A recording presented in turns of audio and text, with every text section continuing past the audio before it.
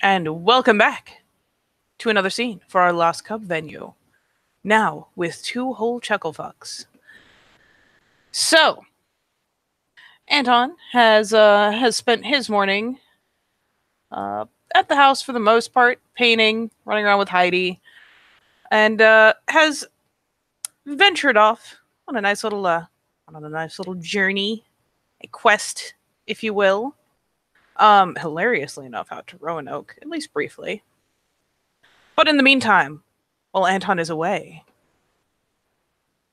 the illustrious Bill returns from his own morning of exciting apartment painting, perhaps eyeballing that really is finished hardwood. Why would you cover that with carpet ever? That's just silly. It's a good thing they padded it, or it would have just scraped the shit out of the finish. But he's had time for that. Had time to putz around on his presumed laptop. I hope he at least has a laptop. Poor man. He has a laptop. There you go. Do some of that Ancestry.com style research. Do some of that resume updating and slinging wildly into the ether in the hope and prayer of finding himself perhaps a slightly less hostile workplace. But eventually, he shall return to the house. Just rolling up there. He's not listening to anything on broken radio. Oh no, broken radio is your ever companion. Fucking burn dad on his phone listening to the dulcet, depressing ass tones of the old 97s. And comically enough, as Bill rolls up, and there's the sound of a car, the front door will open. So as he's trudging up, this new face kind of pokes out, initially excitedly, and then looking very confused. Yeah. Hello? Hi. There's a brief glance back into the building. You get the impression she's making a shooing motion. Look, I know that there's at least a 12 gauge in there, and I'm going to kindly ask you not to fucking shoot me. Who are you? Bill. And again, there's some kind of scuffling inside. And she's like, Heidi, what? What? Oh, you... Who? Fine. Are you sure? Okay. And, you know, she finally, after kind of a pause, shrugs. So, friend of Anton's? Yeah, something like that. Oh, okay. I mean, he apparently showed you the place. Kind of peers out past you at your poor car. For what it's worth, you don't see her car. She has a tendency to park the vehicular conveyance around back, so she kind of shrugs and pushes the door the rest of the way open as it kind of swings loosely because it's a big old door. I guess, come on in? Yeah. And he'll walk in. And of course, as you come in, almost immediately, this face is there. And she is ever so chipper, as usual. You'll see where there's a spot inside where there's a couple takeout containers, and like a trash bag just kind of sitting on the floor over there with one of the takeout containers, sitting next to it. Heidi waves excitedly. This girl, as you bypass and she goes to snag the door and pull it shut again, is pulled out her phone and is just kind of idly putzing on it. Hey, you. You see all these papers? Is he holding the crate, or are they in a bag, or what's the deal? No, he's just gesturing probably towards the crate that they were put back in. Yeah. Looks like some paper. They're extremely fragile. Don't fuck with them. However, kind of a squint, like, what? look, it is paper older than likely anyone in this room has been alive. And it hasn't been taken very good care of, okay? Okay. So if people start fucking with it, it could crumble in like an instant.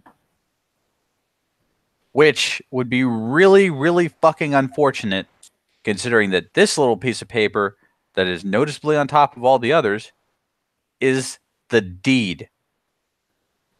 Oh, shit. Deb, don't get too fucking excited. I haven't fully figured out your friend Anton's ancestry or whose rights go to where. I got to start digging around in case some asshole in his family line left a convoluted living will, or even worse, a lack thereof. Also, it needs to be translated from fucking whatever language it's in. So, first we have to figure out who this property rightfully goes to, and then we have to deal with that. Then we have to have this properly translated. And then, my friend, you and I get to go through, well, maybe not you and I, but probably me, get to go through the wonderful, wonderful process of not only notarizing it, but figuring out how to transfer a property this massive and this valuable to a minor. So, for what it's worth, she had a little bit of fire at the whole, like, don't touch that. She was just like, motherfucker, you... Like, it was kind of that expression of, you walk into my house and say, what? But the more he goes on, and the more he, like, goes into the convoluted nature of it, she just kind of gets taken aback more and more. She does glance at her phone a few times, but just finally, by the end, just gives a bit of a nod, like, oh, okay. Okay. But for now... so don't touch that. Yeah, for now, don't fuck with it. I mean, depending on... She kind of glances over, scrunches her nose a bit at the crate. Depending on the condition it's in, like, I don't do, like, museum work, but I handle photography paper and stuff all the time. I might be able to help you get it in something safe. Good, you're my research assistant now. What?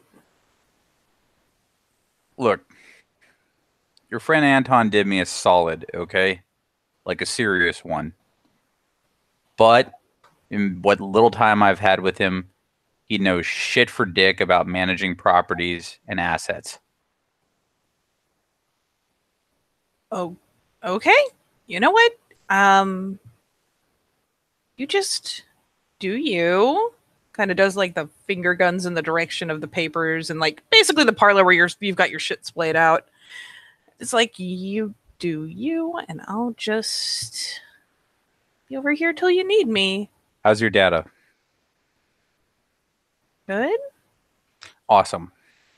And he pulls out from his bag that he's just carrying with him all the time now a handful of, like, you know, those notebooks that are in the back to school section and then just sadly sit in the bargain bin after back to school season's over. Oh yeah, the ones with just the solid color covers that nobody wants.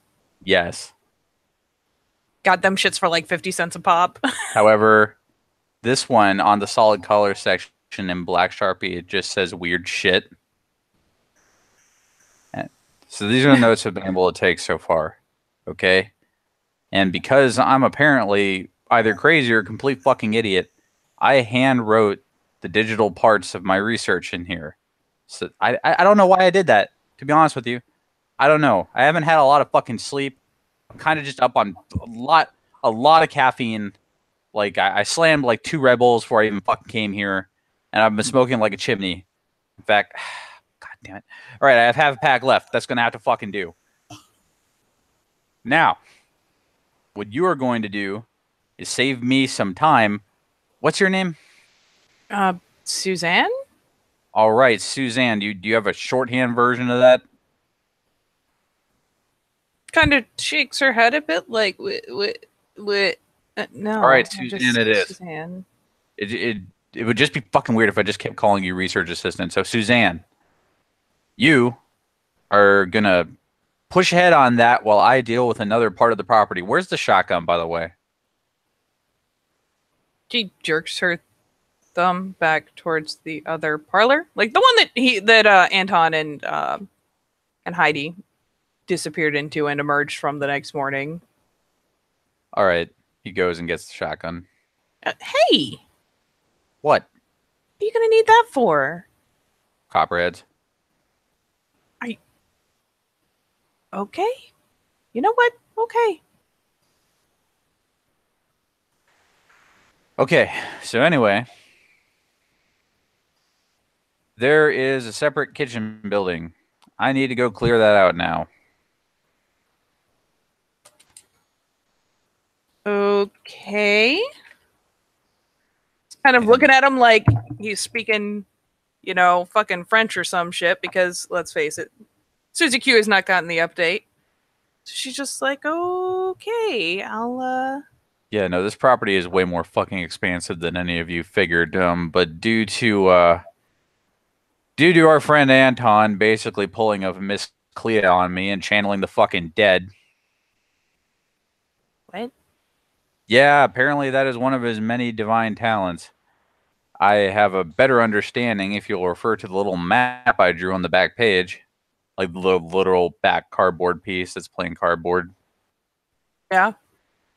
Of, well, the rough description of what all comprised this property in its prime. Now, me and Anton already cleared out the storm cellar, but I'm going to go see if there are any more fucking goodies in this so-called kitchen building.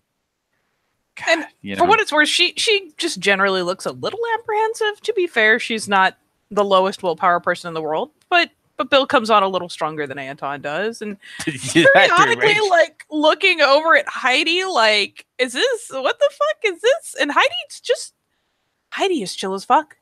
Heidi has plopped back down. I mean, if you have wandered over closer to where she is, she doesn't seem to give a fuck. You notice she has, it looks like for all the world, she's gone out into like the just morass of tall grass and plucked a bunch of it, and is just kind of happily weaving it together into something kind of old school, like colonial crafty style. But she periodically glances up, and when Suzanne pitches her a look, just smiles and nods, like, yep, that happened. It's legit. And poor Suzanne here is like subtly, periodically, like, I mean, not so subtly, but periodically kind of poking at her phone, like, what is life? She's like, oh, okay, you, what am I doing? You're just, okay, so, like, she, like, even holds her hand out for the notebook, albeit, All right. like, what? See where I am here in these notes? Yeah? At this point, I'm just gathering as much raw data as humanly possible. Okay? And then I'll try to figure out what it all means. So, am I reviewing it? Am I typing it in something? No, you're just gathering more shit. Okay. Gotcha. I'll get on that. All right. See the empty spaces in this, like, Excel style table that I drew here because I'm a crazy person? Yep. Yeah, I'm seeing that. All right. Here's a pencil. Keep a tally. And out he goes to see Heidi in the tall grass. I mean, Heidi's inside with a handful of plucked grasses. Oh, okay. So, you know what? For fun, we'll say that during the conversation, she has, scampered in and out. She has scampered back out and is, out in, like, this, like, waist-high fucking grass. Hey, Heidi. Be careful. There's snakes and stuff. She kind of pauses, glances around, and is just like, oh.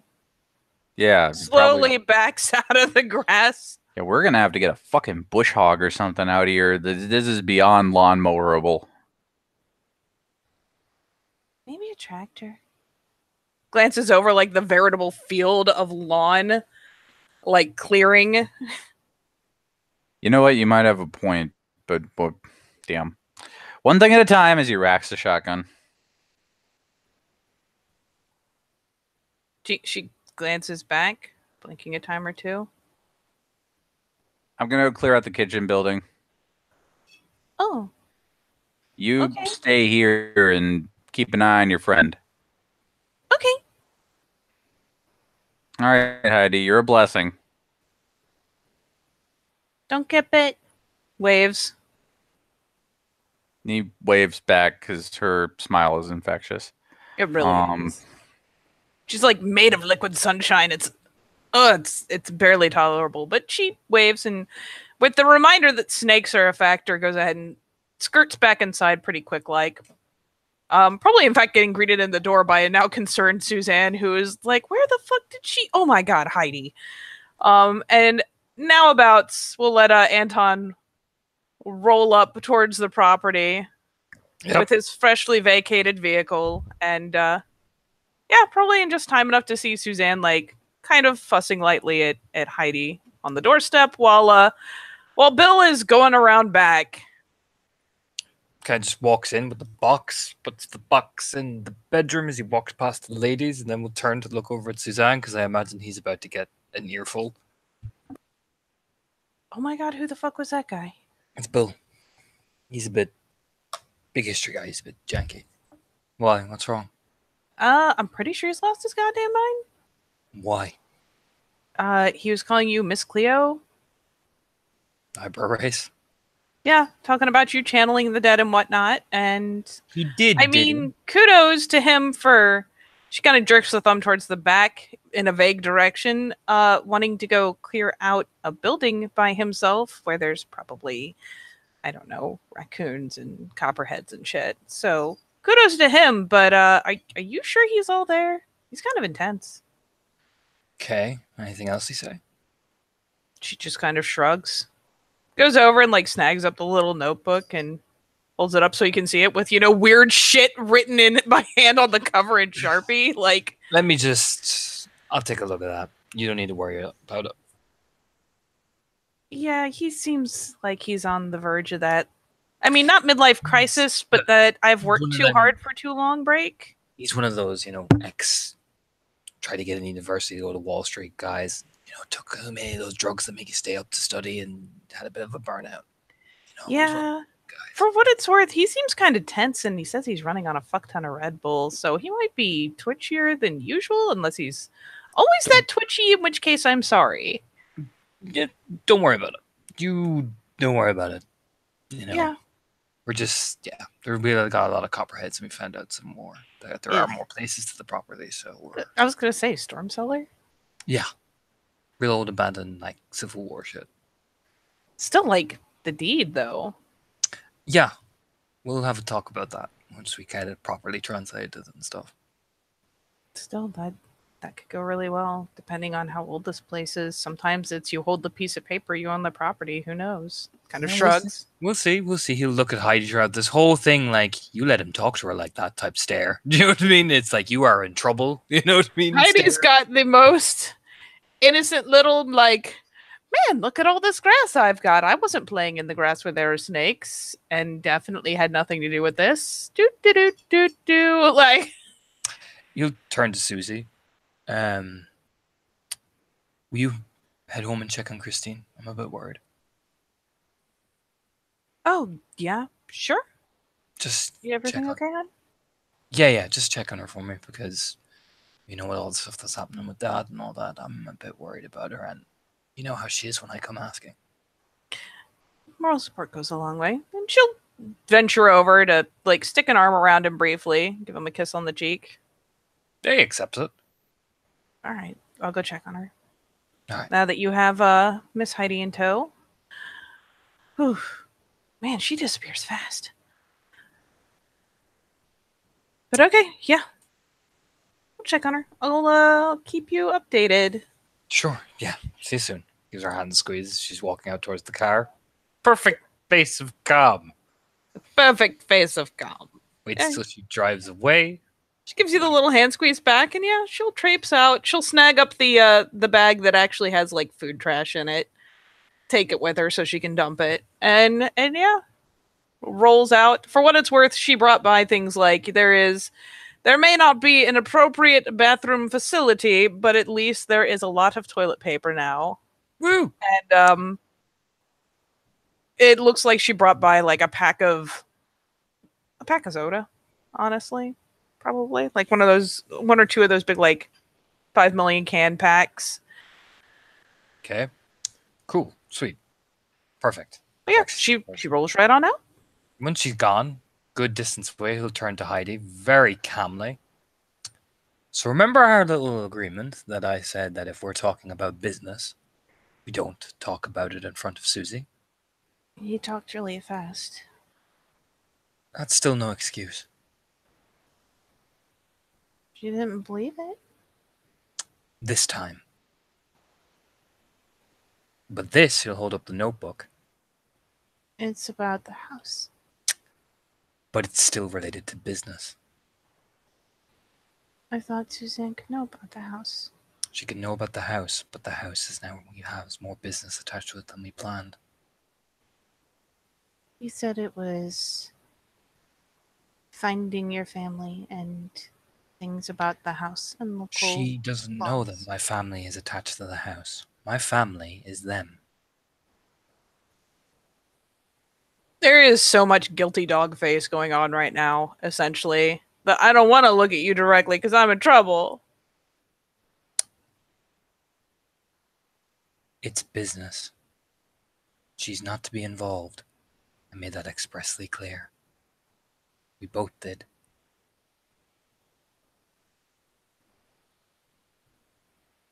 It's a small nod. Can't be everywhere, Heidi. Sorry. Don't worry about it. Just remember next time, okay? A small nod.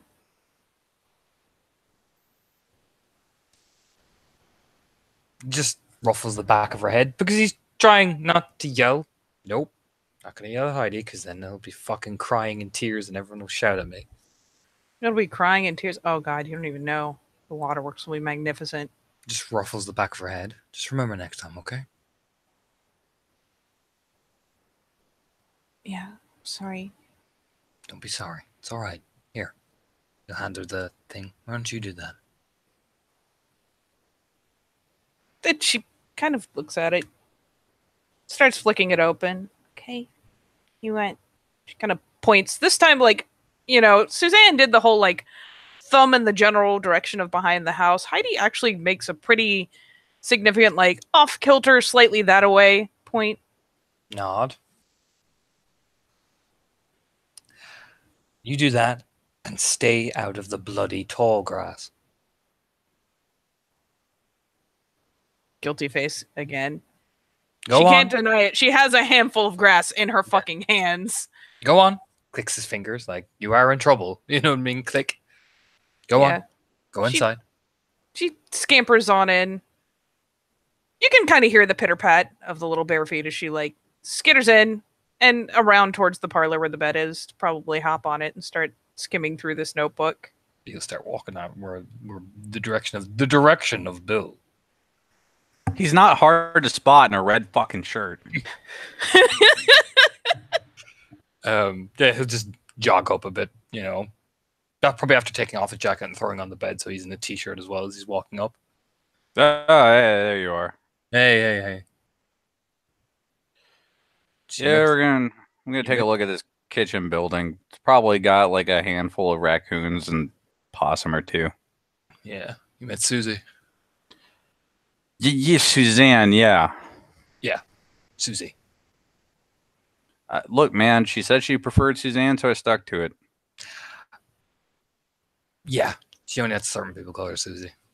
Oh, there you go then. She's not involved per se. Bill stops. So let me try to figure this out for a second. Mm-hmm. Brainstorm this. You basically have a creepy secret base. Yeah. This place is creepy as shit.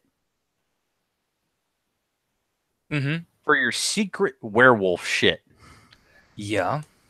Turns And face in. you are taking a rando, well, maybe not random, I'm sure she's special to you, but a totally not involved person, bringing them to your secret base. The fact that she already knew about it and she was one of the people I found it with, and the fact that I've had to cover my tracks several times, and the fact that she trusts me and believes every word I say, and when I tell her to leave, she fucking leaves. Whatever, man, is gonna end in fucking tears as he starts walking again. I mean, that's my business. As he's walking. Oh no, we're in the same boat now. We're in the SS Friendship, We are. part of a greater armada known as the Get Along. Well, Susie's not involved. I keep her out of the distance, and she's safe. That's what I do. Now, I have lied very successfully to do this. I'm very good at it. Can't fool everybody all the time, Anton. Yeah, well, if it keeps her alive, I'm gonna keep doing it. He's picking his way through some of the bushes. Oh yeah, you guys are having a blasty blast going through like shrubs and tall grass. Like it's like Bob, you know how walking through our backyard is. Dude, this is one of those days, right, where like he kind of realizes in a way that he was lucky to have the clothes spiritually super glued to him that he does, because he's wearing boots.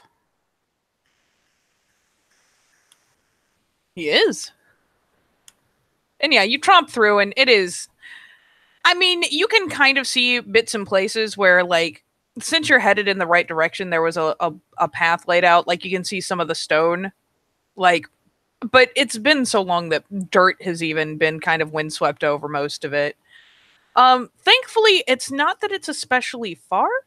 In fact, the building's fairly close. It's just there is a horrific screen of brush and crap and young trees. And by young, I mean, you know, not ancient, but, you know, potentially some 100-year-old trees. Oh, this is going to be a pain in the dick. Yeah. But once you get past the screen of brush and leaves, yeah, there's definitely a small building there. Right. I did some work on like abandoned houses and shit over the summers when I was in college. So reach in my bag and pull out those little paper masks. Just so. Yeah, they're these paper cup masks. Like you're more used to seeing them on like sick people, but these have like the saddest little filters in the size of them. And Bill puts one on. Yeah, You're gonna want this. All right. Okay, well, we're not doing that for the rest of the scene. I was just establishing that, okay? Like, I've done entire scenes. I'm not doubling down like that. It's gonna kill me inside. But Bill will. Oh my god! Why are you like this, Katie? But Bill, I can't. Let's try to get in the house.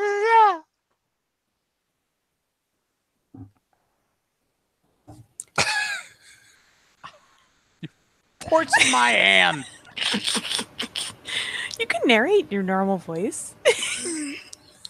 So, Bill, he's gonna try to get entrance while he looks at Anton like.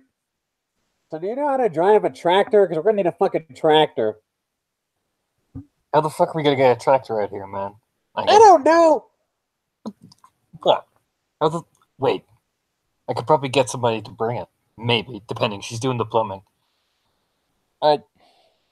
We will burn that bridge when we get there. Hey, she's one of us, so it's all cool. We don't have to ask too many questions. I know, but I am talking about the serious As he's like wrenching this door. fucking impact of having to operate a tractor over vast swaths of fucking land, man. I mean, depends. We could do it at night. Okay. We'll talk about this later. For what is worth, the door is being a bit of a bitch. Not because it's locked, per se. It takes you a minute to realize there's like this wonky style catch type situation. Like you have to lift the thing. Maybe there's another little bar on the inside.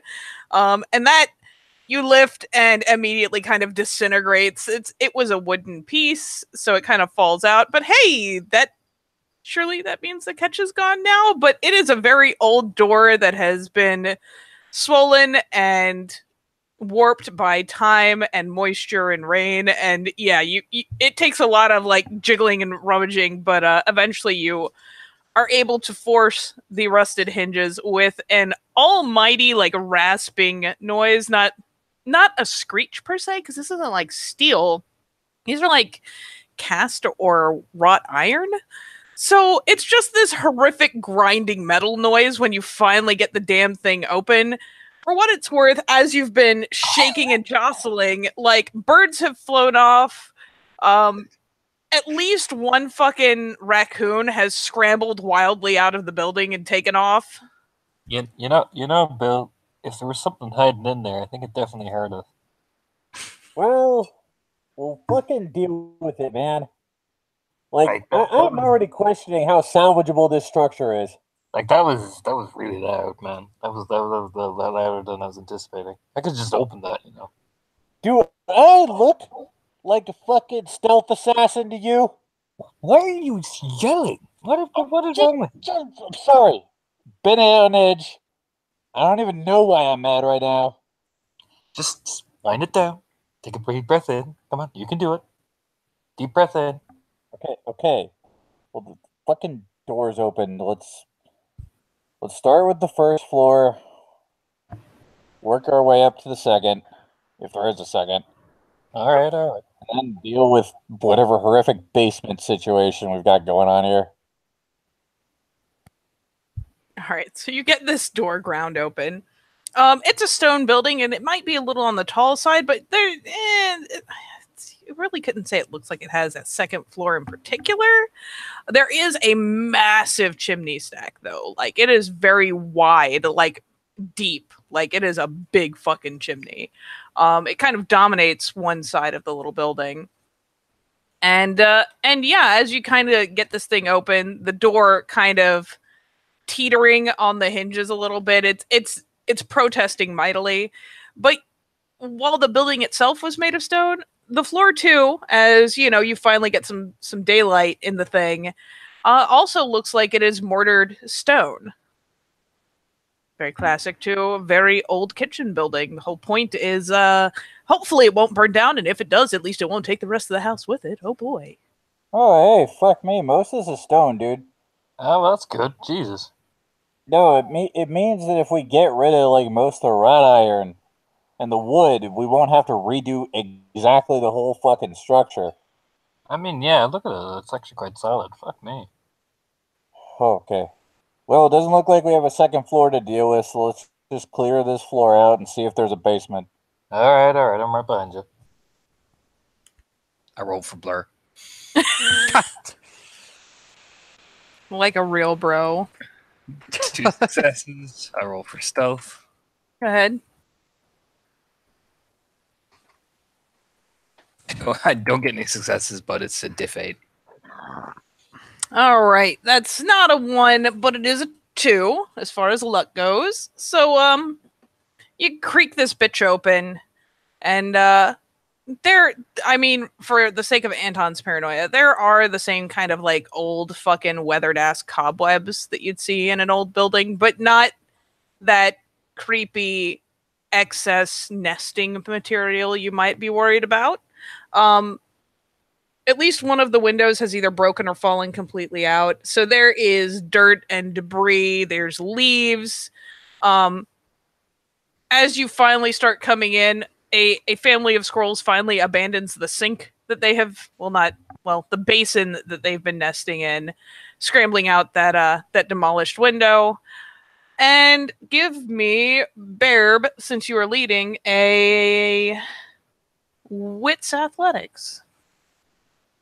Oh boy, let me see what kind of fucking mighty dice pool he has for this. Not as bad as you might think. It's actually not as bad as I might think.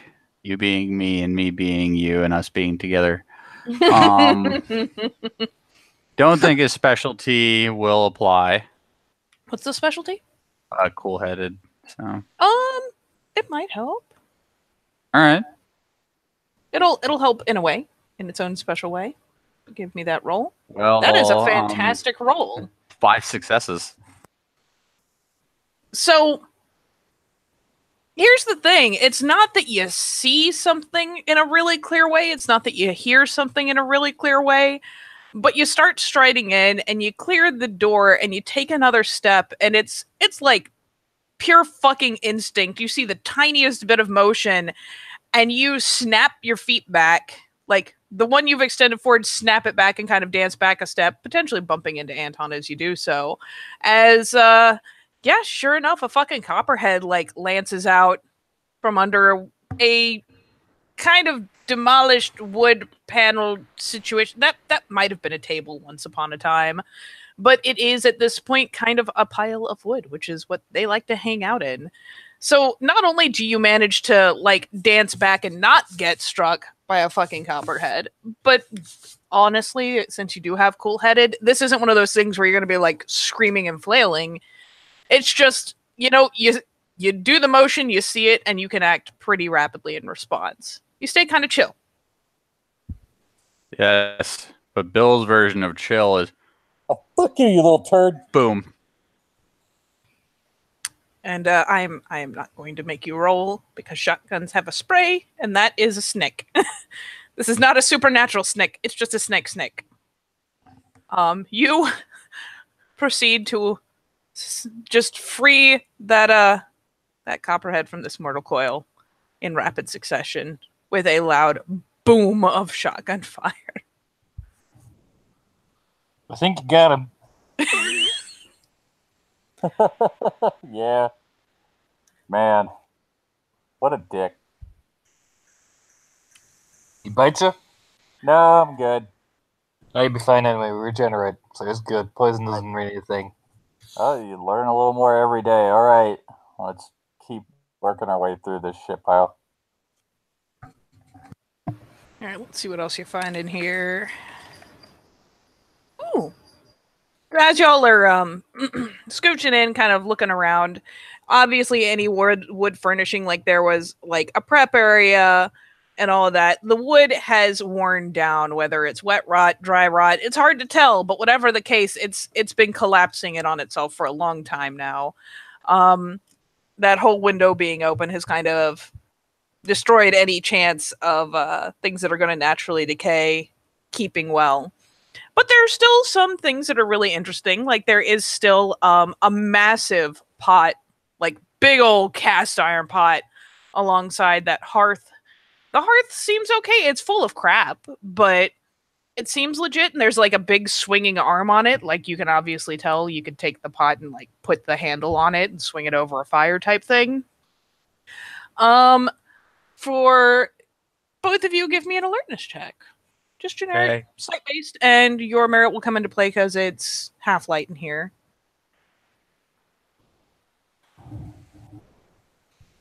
Ooh. Jesus. 4. In that case, you will both spot them, but it'll probably be Bill that spots them first and kind of points them out. Anton will pick them out nigh immediately. You guys are kind of scanning around, look up. There's not really a ceiling per se. There's just the roof above, like kind of steepled. And nested up in one of the corners is a little, I mean, you couldn't even really call it a colony or a swarm, but there's a couple bats up there. Oh. Wait. Don't touch him. Oh, I wasn't planning on it. Bats are very beneficial to an area like this. Can't blow the building. What? Look over. I have this thing worked out with, essentially, in the other world, which is called the spirit world, there's bats. I have an agreement with them that we can't destroy any of the structures we find them in, and find a suitable one. Well, I mean, I wasn't planning to blow the building. I wanted to, like, fix it up, maybe. Besides, like I said, bats are naturally very good for a place like this. Oh, yeah. It's just we gotta make sure that we keep somewhere for them to stay, otherwise they'll get mad. Well, I guess this is as good a place as any. Yeah. Hang on, I gotta check something. Alright. Just kind of looks around for any like bits of water or any reflective surfaces. I mean, one of the windows has a pane or two remaining that if you angle them just right, I'll take a sneaky peek across the gauntlet. take yourself a sneaky peek. Or at least try. Imagine, Anton does the whole, like, I'm going to do a thing, and, like, walks over to one of the windows and kind of angles it around. Like, trying to get it just so, like he's checking himself out. Jesus Christ. Yeah, you get a perfectly clear view reflected in the pane. what do I see? Well, let's see. You have maybe a small plant spirit or two where they've rooted in, where dirt and stuff and leaves and debris have blown in. Some of the wood is rotting and some seeds got blown in. So there's one or two little plant spirits like rooting in there. And yeah, very familiar, similar to how there was just the one up in the attic. There is like where you've got that little swarm of bats up on the roof. There's one up there. Let's see. There are definitely some of the spirits of darkness as well, very similar to where you have some hidden away in the house. This place, you can tell it only gets so much natural light. The windows are fairly small. Jeez. So it's been a good place for them to hole up. They've shifted around to avoid the splay of light coming in through the open door, but they seem fairly content. Gonna look over at fucking Bill. All right, we're gonna step over. What? We're gonna cross over to the other side. I need you to concentrate and force your body, like, think. It's almost like taking a step to the right. All right. Just take your time, and when you get over there, follow my lead. Bill passively accepts this. Give me a wits roll, Torna. I know realized after he said it. Go. I mean, if you realize it naturally, go for it. Fuck. Okay. Don't worry about the roll. If you already realize that you missed a thing, go ahead. Take a step to the left, step to the right.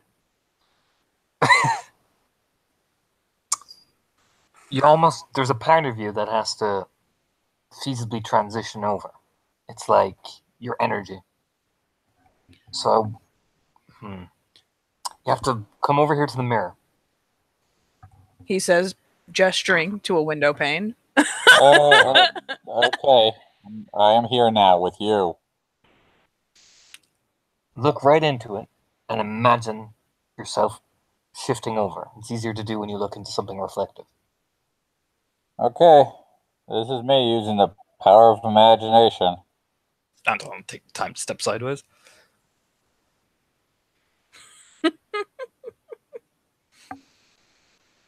Bob, do you want to roll to see how tragically it goes, or do you just want to assume? All right. I mean, do you want me to use my mighty dice pool?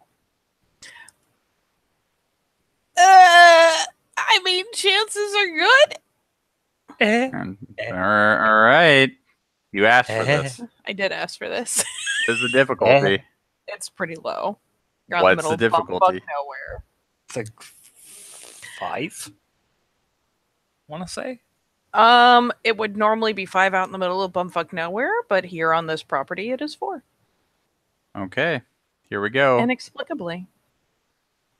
Oh, right on the money. It's a struggle, buddy. But Oh, yeah. But eventually, yeah, you feel kind of that air pressure shift in a weird way. And yeah, you'll see the various spirits described. The building is still definitely there. It has been there long enough to have a reflection. Absolutely. It doesn't look nearly so weathered and beat up. It's almost kind of like stepping backwards in time. The building looks better kept. There's still little plant spirits and there's a little bit of dirt there, but it looks almost tidily like swept into a corner type thing. But yeah, you see some little plant spirits, and I mean they're little seedlings, so they're not of any particular size, but they're there and they have a distinct kind of liveliness about them. There are kind of weird patches of darkness lurking in the corners, and where there were bats before, there is one bat You little teeny guy. Little tiny bat bro.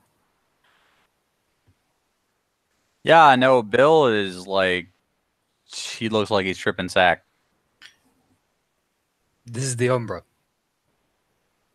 Uh-huh. We're both transition over, so we both are spirit and wolf. You get me? Yeah, this just keeps getting weirder. Oh, no, trust me. Watch this. I was gonna say your shotgun is also gone. Yeah, shotgun's And your gone, the pack. mask gone, the backpack's gone. Yep. See what I mean? If you didn't have the clothes, you'd be naked. Yeah, Ned. Okay. Just follow my lead. I got this. You attentively approach the bat spirit. And yeah, you wander up underneath him. He's still just kind of clinging to the roof, all nestled in. But you know, the little ears are kind of twitching at you. You'd say hello in spirit speech. Well, I don't know if Bill has it. Oh, 'cause all I hear, no, he all I hear is. You know what I mean? He hears you give a little squeak at it. And for what it's worth, these guys, I'm gonna grab a picture real fast.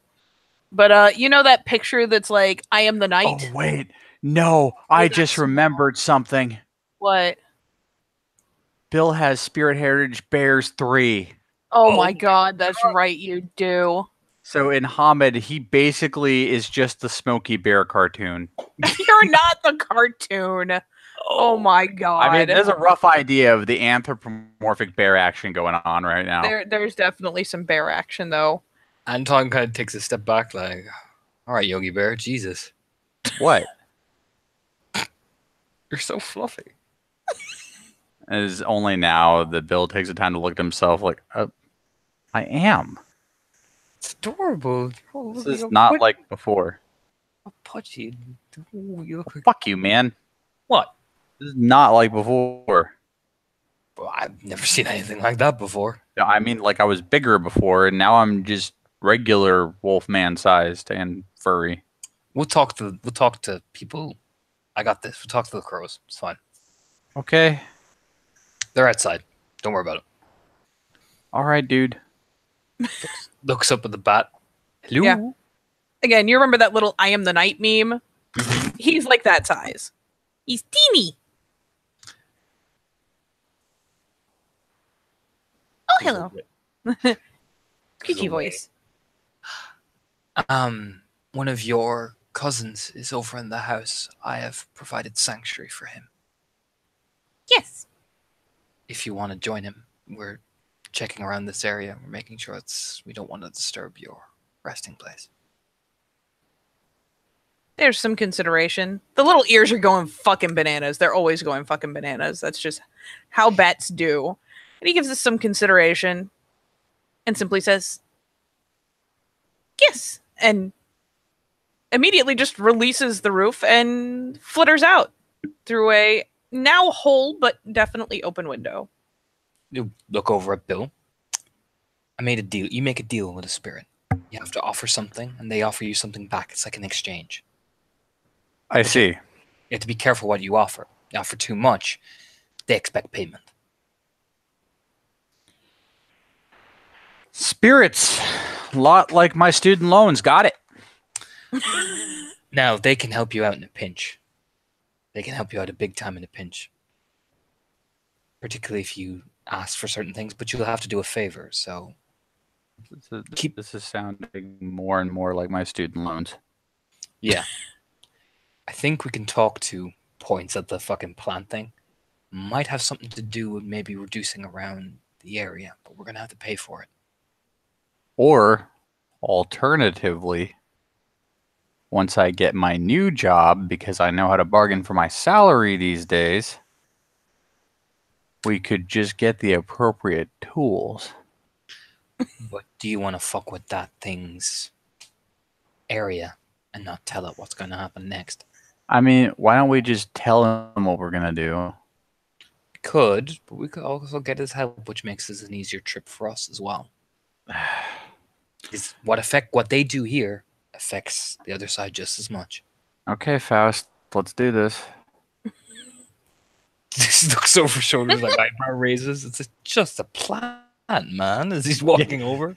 Meanwhile, like you can obviously see in Bill's head, just the dance macabre is playing.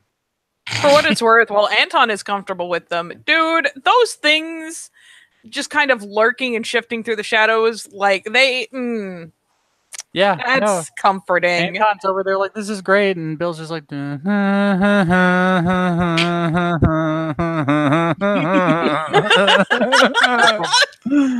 the first one he will go to is the Shadow Spirits, because fucking Grandfather Thunder's brood, so he'll probably like, oh bros, that type of thing. They don't shift away from you or anything. In fact, one or two shift nearer as you like approach, obviously where they're kind of chilling. Hello. Hello. We are helping rebuild this place. Are you? Yes. I've already helped your cousins over in the main house. Made this area darker. Place where they can have more room to spread. What do you wish? Look back over at Bill. Says in normal, voice. I've made the offer. What do we want? I don't know. What could you get out of use of a shadow? From a shadow on, I don't have any plans to like go full Matthew Murdoch on this, man. Turns back. Make this place harder to find for us, so nobody may disturb what we're doing. If you can do that to some extent. And they royal amidst themselves.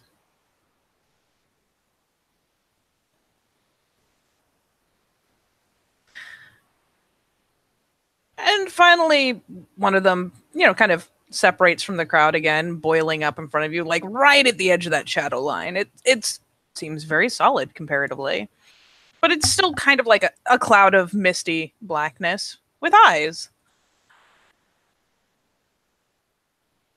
You've brought light into the house. If we do this for you, you bring no unnatural light into any of the other places on the property we protect. Turns around. Apart from the main house, that is where we will be sleeping, and we will need light to sleep for some of us. Everywhere else, there will be no natural light.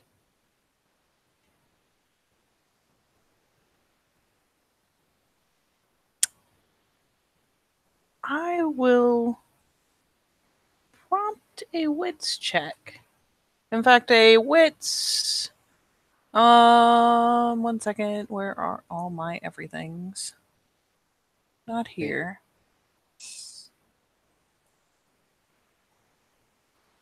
A wits. What's enigmas? Let's do that. Okay, I do have enigmas. I was going to spend a willpower because fuck you, Shadow Spirit. You can. Add 2. 2.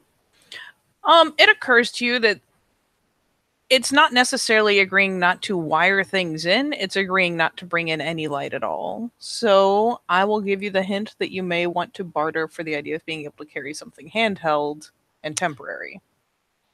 Also, we'll need something, gestures at his hand, temporary. Like a torch. Only temporary. Once we click the button, the light goes away. Like a spark, just with his hand. And again, there's a bit of roiling as, 2 or 3 of them kind of merge together. Essentially, quote, talking amongst themselves. You get the impression of conversation, communication taking place. And finally, the first one separates from the others again. We will do this. And I will do the same thing I did for your cousins in the main house. I shall make this place darker. Fill in all bits of light that have crept in. For 1 week, I will do all this.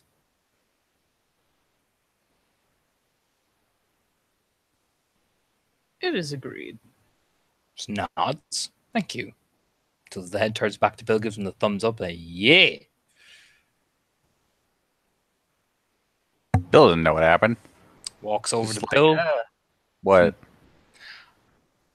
They're going to make this place very hard to find for people that are not affiliated with us. Okay. For 1 week, we got to work on this place. Well, specifically me. We got to fill in any cracks of loose light that get in. Basic carpentry shit. I mean, this is more of a masonry type gig. I did it in the other house as well. Just made the things have a more general, darker presence about it. You know what I mean? Yeah, okay. Walmart's not going to fix this one. We're going to have to go to Lowe's. You'll be fine. We can work it out.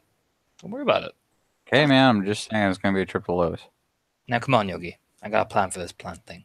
Come on, you. Oh, relax. Oh, don't be such a big old grumpy bear. You know, as he's walking over to the plant. This is beautiful. We'll then approach the plant spirit like, hello there. You know what I mean? Hello. And this tiny, very, again, there's a vibrance to it, not in that it's bright, but in that it's so alive. You know, the whole, like, two of them pitch their little heads up. They've got it, these are very reminiscent of those water spirits. Big eyes, very childish, very small. And hello. Me and my bear friend have come to help make this place stronger. That sounds good. We will need your help. Glance at each other. Glance back. What kind of help? You see, we can't come in and help the place if every tree makes it nearly impossible for us to get in. Turns to the big bear, especially him. Pats Bill's belly. So Dude. Bill, it looks the strangest thing ever because Yeah, like all Bill has to like quit fucking fat shaming me.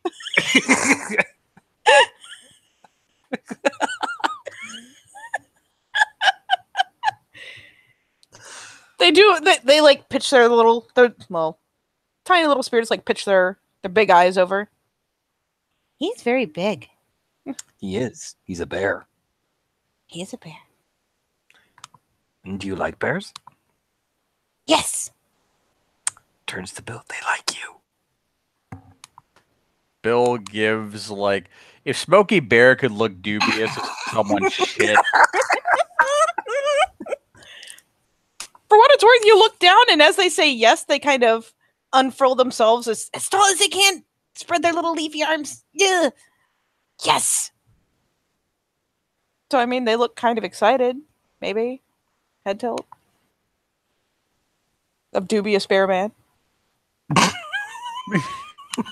Bear man. It's like the idea of Smokey Bear just giving them the most fucking sus stare ever.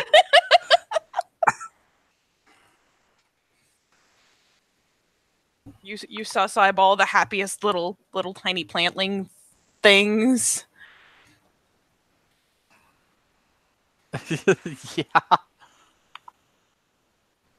Hold on, I think I've got something amazing. Oh my god, please have something amazing. He's a bit grumpy today. Yes. Anton, Like they're looking at him like, oh my god, he is. Bill, you gotta smile more. They're noticing you're annoyed. He tries. The fucking the Terminator smile. The And just like, oh. So what we need from you two amazing plans is to make it easier for us to pass through and make this place proper.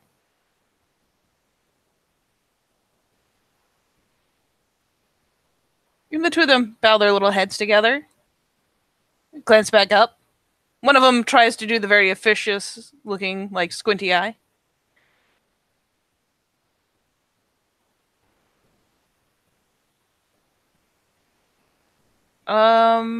Thinking. But our cousins are too big and they can't move. Well, they can move their branches, can't they? Yes. Well, there you go then. They start to get excited. And we get a thing. We get a Yes, thing, you right? do. Kind of Yeah. glance at each other like, yes, right? Yes? I'm about to say no, you don't. But no, he stops. Kind of like shit. They're onto each other. Turns back. Yes, you do get a thing. And me and the bear. Well, we'll help you with your thing. What is your thing? You want to be planted in the garden. You want to Waves the little leafy arms. Turns to Bill. We can plant them in the garden, right? I mean, yes. Nods. We can plant you in the garden. Yes, we want to go to the garden. And then we will talk to everyone, and we will tell them that you're the best, and to make lots of room so that the big, angry bear man can do the thing. Well, there you go. Hot diggity dog. Turns looking at Bill. Just got to plant them in the garden. They clear the way to make things easier when we bring our tools in. Plus, by the same merit, we get in good with the rest of the plant spirits in the air. I think we made a pretty good deal here. Looking for little spirits, and this is the funniest thing I've ever seen in my life. I'm just going to link it in the side chat. What is this?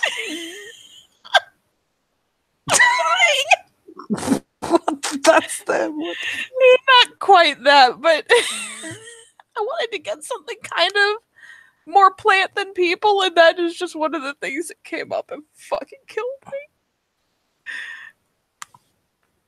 me.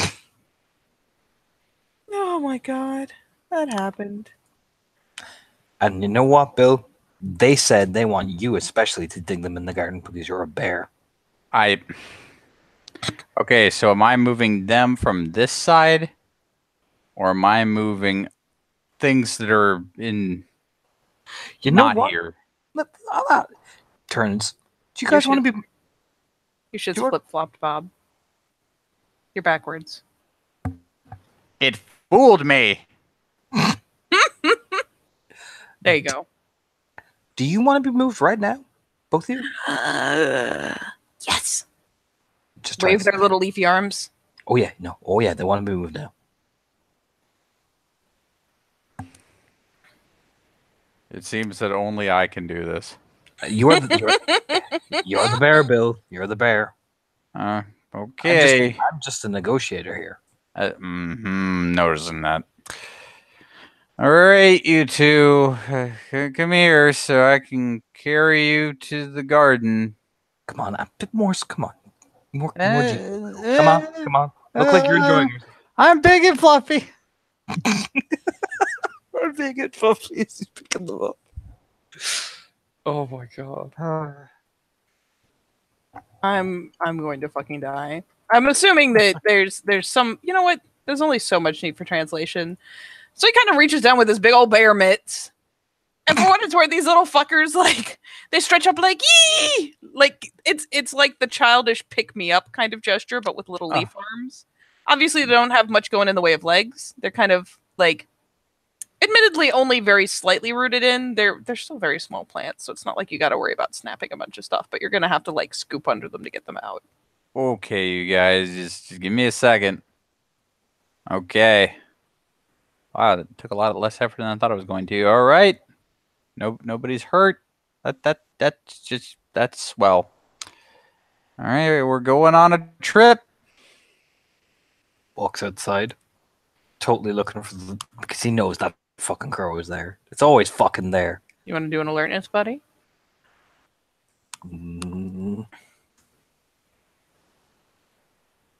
Where are you? 2 seconds. Yeah. You guys step out of the building, and again, it's a little different over here. It's green. It's so green. So fucking alive. And like, while on the one hand, it looks even more heinously overgrown, on the other hand, as you're starting to stride out, you're not finding your way obscured. Like, you seem to move through just fine, but like shit going bananas. And yeah, Anton, you step out and you immediately do the look around, and like because there are so many more branches netting around, there's one that like runs right next to the building, next to the door, and right on the end of it. You're like, I'm gonna find you, fucker, and it's just like boop. He'll extend the arm out so it like comes up on the arm essentially. You know? And yeah, Yep. hippity hop hop hop. And actually, Hello. let me get the more accurate one.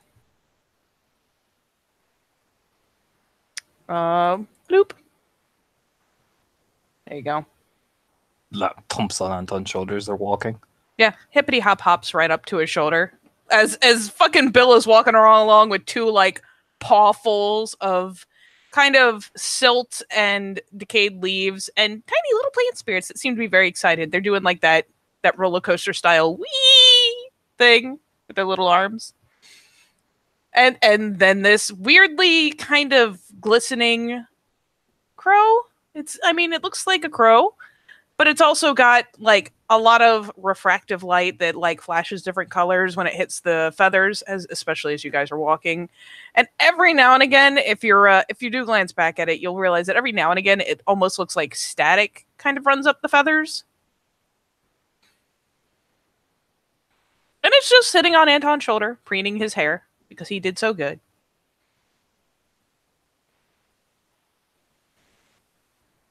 How you doing there? How you doing there, Bill? At least somebody's having fun. Yeah, they're fucking excited. Anton can, to be fair, they're making weird little noises that sound almost like kind of like the rustling of branches. Anton can hear them being like, wee! But it's not that hard to read their overall behavior and body language. They're having a good time. It's your natural, Bill. Look at that. We are both extremely lucky I know where the garden is. Yeah, you are. I was going to ask, but then I realized you've been doing research. Good boy. Did turn to the crow spirit then. Found another one. You did find another one. Mm-hmm. You found another one. Yes. But he is not ours. Continues preening your hair. It's good to know.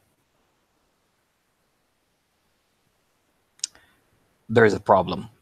He's walking. What is the problem? The worm infected my father. That does sound like a problem. It is. Clicks its beak a couple times. It will have to be handled. Yes, it will. But two eyes are better than one, I feel. And it kind of ticks its head a little bit to pitch one eye upwards. More eyes is always better. Particularly as long as I'm the one controlling the eyes. Yes. Just More nods. preening. Follows Bill to the garden like, yes. That's right. You plant those plants. Yes. So the two of you walk through, and thank God, Bill has in fact been doing a bunch of research all morning. In fact, he probably has a better idea of the layout of this property than anyone who's been here in a generation or three. So it takes a little walking, and you're having to use landmarks that thankfully are very distinct here. But that tree that you knew was a thing. It looks like it's sleeping right now. That is definitely a weird barky face on it. So many plant spirits, a lot of animal spirits. Actually, there's birds. There's the occasional snake. There's all sorts of just naturally occurring, like what you would expect to be ambient to the area. But each one is kind of the ideal of its species. You even have a couple deer startle and dance off a couple steps, but they do end up just kind of standing there watching with those big leaf-shaped ears up. This is pretty nice, isn't it, Bill? Uh-huh. And as you do finally get to the garden, especially on this side, when it is kind of preserved at its ideal state, there is, as you kind of crest over an area, you see not stone walls around it, but bits of wall that kind of highlight it, kind of give an impression of an outline, but don't actually contain anything. And yeah, this is a fucking magnificent garden. All manner of species of flowers. Most of them look very alive, if not fully awake. But there is a vast array of flowers here, and I will quickly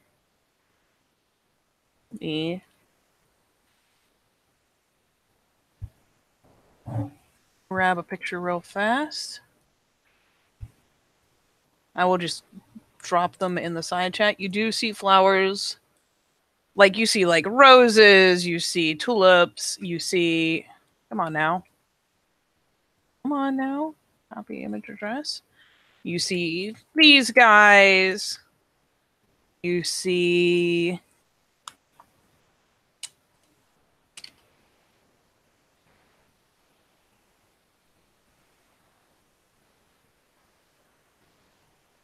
big old, not that. See those, you see these, just an array. You even see a section of the garden, like there's a bunch of flowering stuff around the outside, and then towards the center, there's a more tidy, stone-lined area where, I mean, I don't know how much you guys recognize various like herbs and cooking plants, but there's more distinctly like little clusters. There's some intermixing. Some are in the midst of others. There's definitely like lavender planted, kind of amidst any particular grouping. But yeah, it's a pretty expansive and like very fancy garden. Huh. So that's what they meant about the garden. Yeah, your relative was pretty beside herself about it. That's what piqued my interest. Should probably check out how it looks on the other side and maybe see if we can get to work on that. Yeah, we're gonna have to get it orderly if we want to move the physical plants over there. Yeah, probably. But for now, the spirits will do. They'll keep it happy. For the moment, anyway. And while it is not this large, because it is not a tunnel, there are even some points off to the side that are set up kind of like this. Like, a lot of love has gone into this garden. There's even, like, bird baths that are so fucking old that they have a reflection. There's a lot going on here.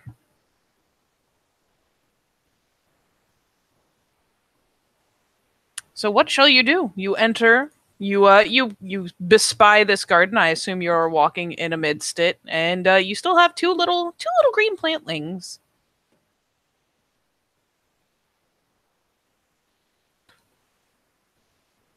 Gonna plant them in the garden. Where are you gonna plant them? But a place where they could be This is something Bill doesn't really know about. I mean, to be fair, they're so small. They're little sprouts. They're just green. It's not like you have any idea what they are. Yeah, he's just gonna plant them someplace it looks like they can not die in.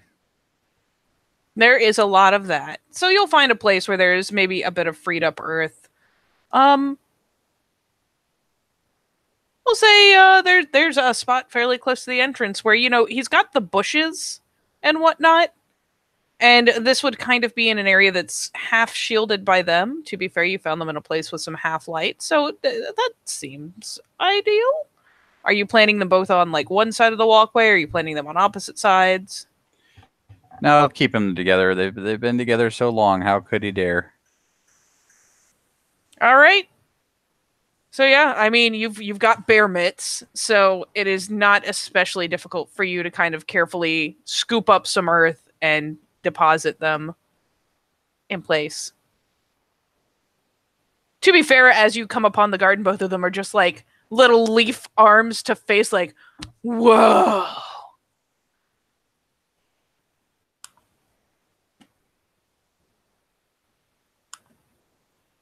There's a lot of excited chatter. Thankfully, the other plants are not all fucking awake and chattering and going on and on and on. Most of them are asleep. But yeah, these two little guys are pretty happy. They get nested in the garden. This is the best day ever. You know, right now, everything's just so relatively pleasant. I can't help but feel that something completely god-awful and mind-shattering is just around the corner. Anton sits up on this. Is probably leaned against one of the stone walls with the crow. Oh, just you wait, Bill. We gotta talk business. I still haven't fully processed the other day.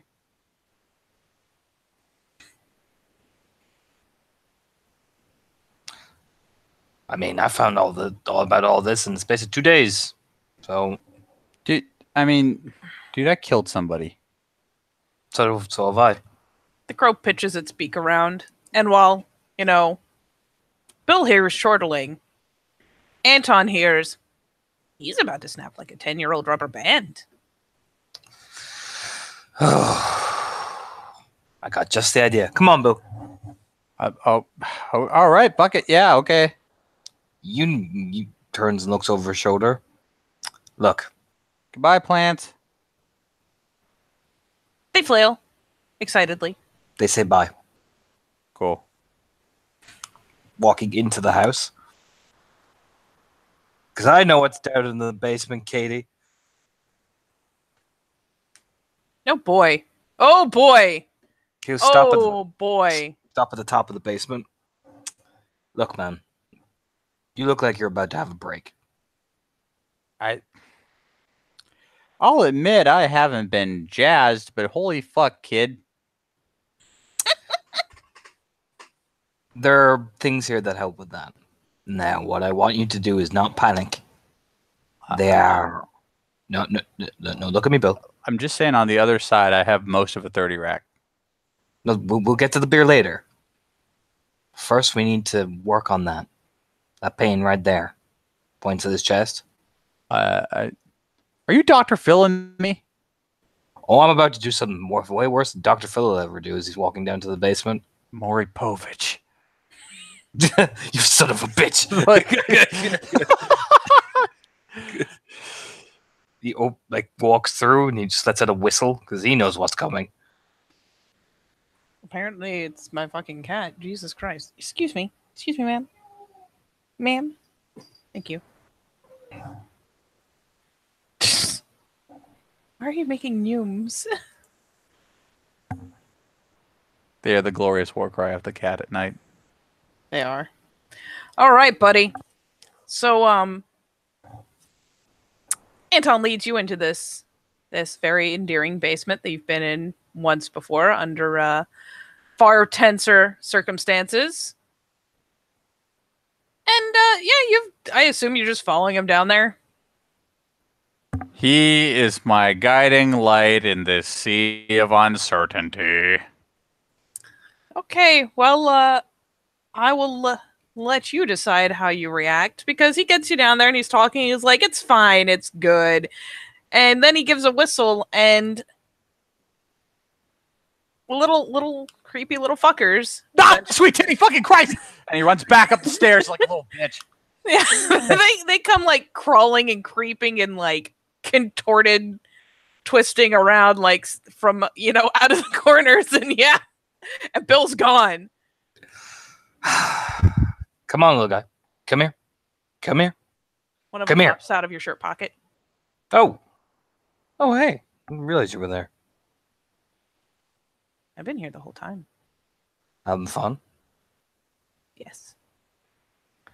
We'll have a talk later. There's some pain that I imagine you're getting off on, yeah?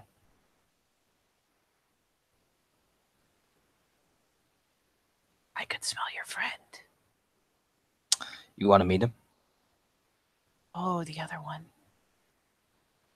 Which one? The girl. No. You're going to get to watch that. It gives a protesting like twist of body. Twacks it on the back of the head. No. It kind of hisses in protest, but settles down. Oh yeah, I imagine the Stormcrow is like, yes, Stormcrow is so fluffy right now. You're gonna deal with the one I fucking give you,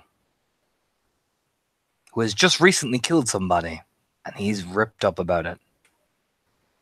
You smell him? Finally, kind of, it's funny. You've never seen a fucking pain spirit pout before, but he's doing it in your palm. Well, half in your pocket. And finally kind of pitches his head and takes a sniff. And it's obviously one of those things where like, oh yeah, that's there. But he's obviously having a sulk still like, man, the other one was better. Ugh. So,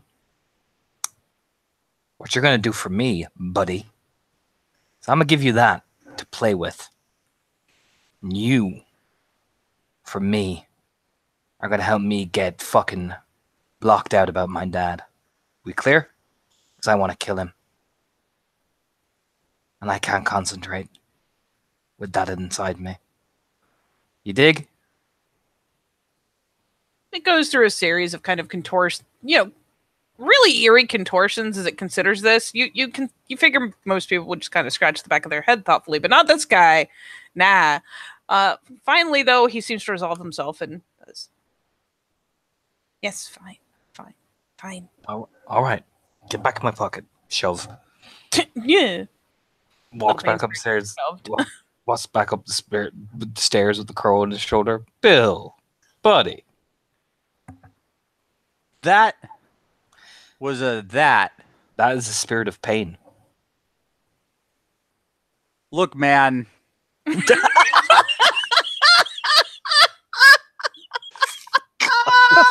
I was ready.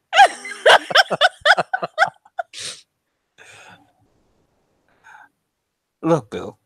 You said you wanted to get over. Listen to me. They're creepy, yes. But they need to heal just as much as you do. And they're not bad. Are you sure? If they were bad, I would have killed them all by now. They're not. They're related to the things I'm related to. Looks over at the crow and give it Which Even is not. what? Lucifer? Beelzebub? No. Grandfather The Morning Star? looks at the Stormcrow. Grandfather Thunder. It croaks. Very emphatically. At fucking Bill. He sees your shit. Caw to you too. It gives it puffs up and does the wing ruffle thing. Like, yeah, that's right. I hear you. I understand your shit.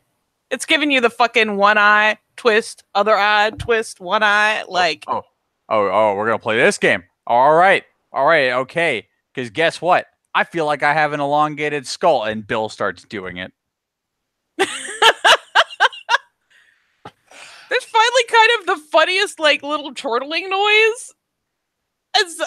To be fair, the Stormcrow expected many things, but not someone to get down on his fucking grade school level here. And he just kind of makes this chortle and watches you like, oh, well, that happened. Yeah, that's right. I got my groove back. You sure? This all did start out of several acts of spite.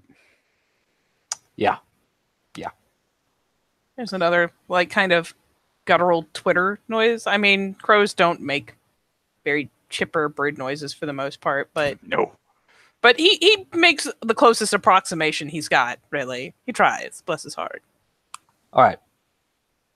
Think about it this way. These things help you understand what you've done and what you are. As well as the 30 pack is going to help you get drunk and not forget about it, these things are going to help you actually deal with it. So, as he takes it out of his pocket. Oh yeah, he pulls mini Satan here out of his shirt pocket. He kind of dips his hand in and the little thing comes out clinging to his fingers. For what it's worth, this one isn't quite as twisted and contorted as the others. Its limbs are roughly the way limbs are supposed to be. There's still creepy muscle ligament shenanigans going on, and periodically they go places they shouldn't and stretch a little too far, but at least he's not defying anatomy. like grotesquely. See, let him interact with him. Just even let him touch your skin. Let him feel the pain. And then you can start understanding it. These have been the 2 weirdest days of my life. Oh, trust me. Like I said, this is only the beginning, man. But you gotta trust me. We're on Team Get Along, remember? Yeah. And now we're about to engage in some frontier psychiatry. Frontier psychiatry. Yes, he'll hand it over very slowly, like putting the little mini Satan in his hand.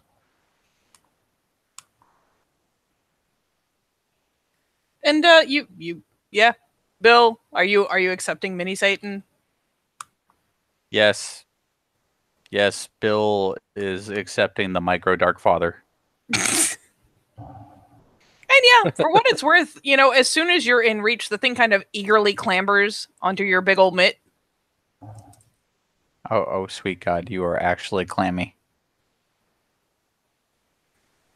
And it makes kind of a wheezing noise, which Anton will recognize. It's just kind of like, he can't understand me. But it still, like, immediately starts kind of clambering up your arm.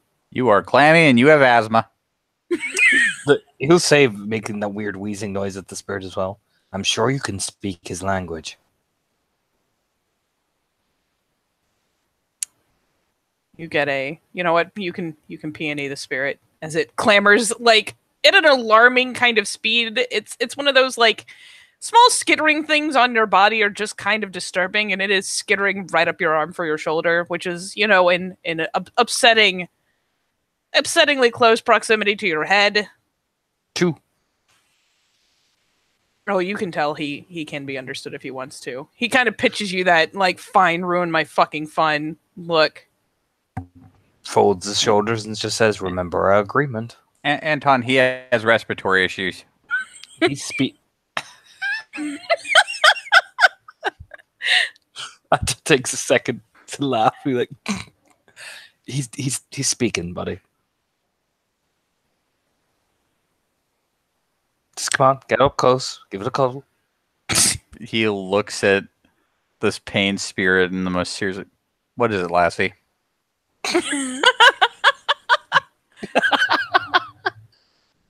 And for what it's worth, this thing perches, like, for all the world, like a tiny, demented-looking gargoyle on your shoulder. Oh my God, it's so clammy. And, looks you properly in the eye. In your one closer eye. You've got, like, the partial muzzle thing going on. So he only gets one eye. And as he sits there and begins kind of doing his shit, you can feel his little fingertips digging, not piercing the skin, but kind of digging in a bit. To get keep him some purchase. You are so moist. It's very unpleasant. But as it sits there and seems to, like, kind of settle in and focus, it's gonna start kind of bubbling up in your head, the things that you are avoiding confronting, the things that are upsetting Bill the most about what all has happened over the last day or two, whether it's the murder, whether it's the fear of losing his job. Basically, that kind of Achilles tendon you've just established. It's like, here, look at this. You have this now. Oh, buddy, that's not the full enchilada. Let's have it. Let's just review. Let's deal with just all of the acceptance-related issues that started at home when it was obvious that his parents loved one more than the other. Oh, yeah. That's that good shit. And then all the struggles in college and having to basically more or less keep himself afloat. The entire process of getting and living with his job. That whole thing with Carlita that never quite worked out. And he still gets to see her every time that she's with Calvin. Oh, yeah. This thing isn't going based on time period. Like, if the most extreme issues are recent, they'll bubble up. If the most extreme issues are very, very old, they will still bubble up. It's going for severity, not for, fucking timeline. Oh, it gets carte blanche on his fucked family situation right along with the murder. So these things start kind of bubbling up. And it's weird because it will provoke an emotional response potentially, but the emotions that would normally be present and directly associated and bubble up with the memories are not coming with it. It's almost like you're being given the opportunity to review these from a, well, debatably objective standpoint. And it's not like you suddenly are struck with the visions, but they do kind of bubble up and you find yourself kind of getting caught in the memory.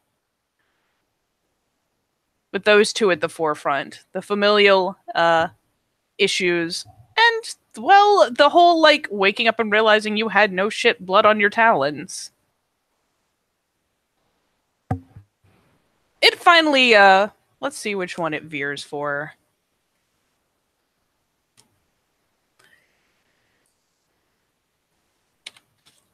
One will be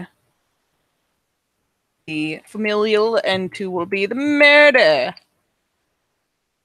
It actually veers into the deeper pain. The older pain. The thing that's been brewing the longer. And, you know, there's a brief kind of, like, again, it's like you're getting caught up in memories. You know, it kind of, you remember this thing and that was upsetting. You remember that thing.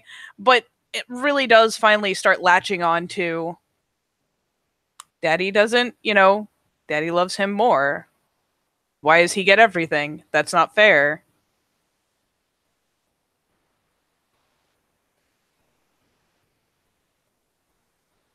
And every time you start to get really, really kind of peaked about it, like the edge kind of gets eaten off, keeping you to a point where you can at least somewhat objectively look at this.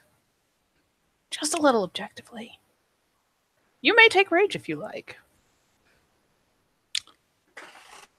Is that may or shall? I am presuming shall, because this is a deep-seated bitterness. Oh, yeah. Oh, look what time it is. What's the moon phase? Let's look. It's the 20th. So gibbous. Gibbous. So What, diff is 5. 5? All right, let's see. Oh, lucky everyone but me. Yeah, no. He's turned, but he's not maximum turned. He's turned, but he's not foaming at the mouth. And you'll start hearing kind of that. It's weirdly kind of a lilting, barely there voice that encourages you to accept that, like, this happened. This isn't fair. But this is life. Sometimes people will do wrong by you.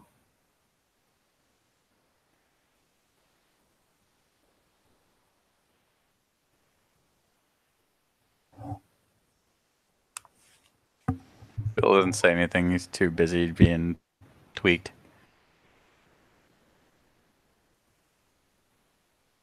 And he'll hear, you know, kind of peripherally, because the memories kind of have the better part of the focus, but there's another soft wheeze. And for Anton's sake, this will take time. It will, but I'm sure he is consider him your pet project.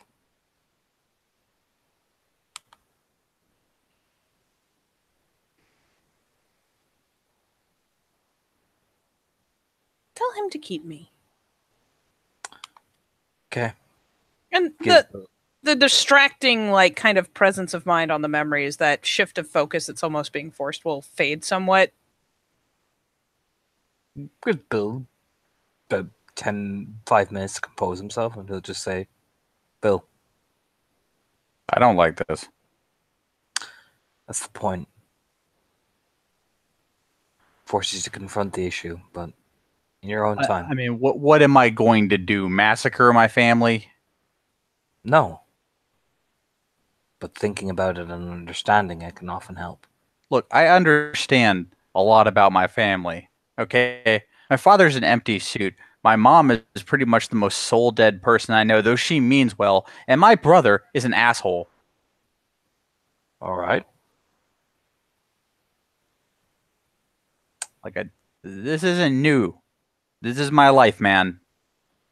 That's the first thing that it's honing in on, so gotta give it time.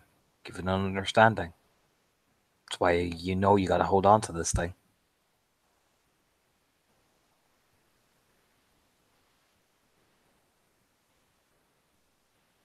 And for what it's worth, you're talking about, my father's this, my mother's this, and my brother is an asshole.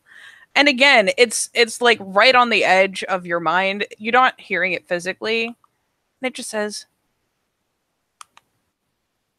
but you're still angry. Yeah, I'm angry. Right? It really has always fucking pissed me off, okay? They paid his way through college, they paid his way through law school, and they fucking kicked me out of the house. Oh, you gotta fly the nest sometime. So yeah, I'm up to my taint in fucking student debt. Manageable, but I'll be paying it until I am dead. And I'll probably be paying that mortgage until I am dead. And I did everything myself. Nobody fucking helped me. Nobody fucking looked out for me. Nobody fucking did shit for me. I did it. Me. Alone. This whole fucking time. Me! And now Anton I'm just in the middle of this. I fucking kill people because they piss me off. I run around the woods talking to fucking spirits and apparently mini Satan over here. I don't understand what's going on, but I have never been this angry in my fucking life, and it's all the time now. I went to sleep this mad. I woke up. Now I'm even fucking angrier. And the first thing I want to do is go out and kill shit, which has not been an instinct of mine to this day. And I'm stuck like this. And boy, have fucking love handles right now. I didn't think that was going to happen for a decade. So yeah, I'm mad. I'm really fucking mad. Maybe this is exactly what you needed.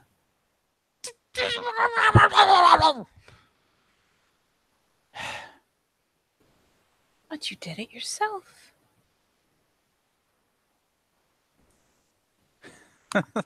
Yeah. You wanted, but you didn't need. You did it yourself. Yeah.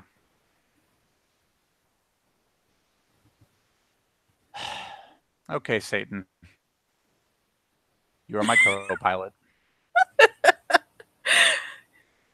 As he is declared co-pilot, the little pain spirit, and for what it's worth, it's not necessarily getting any bigger as it's working on him. But the longer he's perching there, and with even a slight touch of resolution, again, it's whereas before, like the knees kind of gangled out while it was crouched to a really weird angle, it shuffles itself periodically, and it's getting a more and more humanoid kind of anatomy. It's kind of like resolving itself, as though the process of addressing pain is reducing its own pain. It even reaches out with one of those eerie hands, which are now a little more hand-ish, and just very, very lightly touches the side of your face muzzle bit. Like, just doop. As he is declared co-pilot. Satan booped me. They heal by forcing you to face your pain. Man, Thanksgiving is going to be a blasty blast. All right. I like this name. I will keep it. Still has one of those creepy little, like, gangly fingered hands on the side of the muzzle. Oh, don't worry, buddy. You are going to love Thanksgiving. I will be here. And it, like, crawls a little further up, and oh god, it's not as clammy. It's still a little moist. It's still distinctly uncomfortable, but now it's kind of like, oh, well, if someone was skinned, this is probably how that would feel. It's a little warmer, but it's still, like, a little gooey. And it, like, nestles up next to your ruff, because you have a little bit of a ruff going on there in the neck region area. It just nestles up like, yes, best friend. Oh God, he's forcing me to realize I have neck flaps now. Smirks. Feel better? No. Let's continue. Looks around. I think that's all the stuff we can get out of the spirit world, which means we'll just have to use the mundane. Cool. There's another bit of business. That being? My dad is tainted by the things that we're fighting. I already don't like where this is going. He attacked one of my friends. Yep, knew I wasn't going to like it. For what it's worth, Mini Satan, like, doesn't, like, shoot up into a perk, but oh, geez. And let's just say she is injured.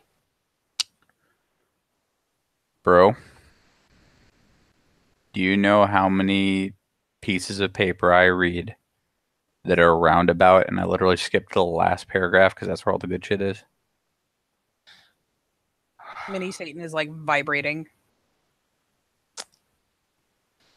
I need to find him. He went to a rehab center and he used a rental car. I have his box of stuff there and I know the rehab and the doctor he was seeing. I need to find him. Okay. Hold on. Can we go back to the world of where my beer is?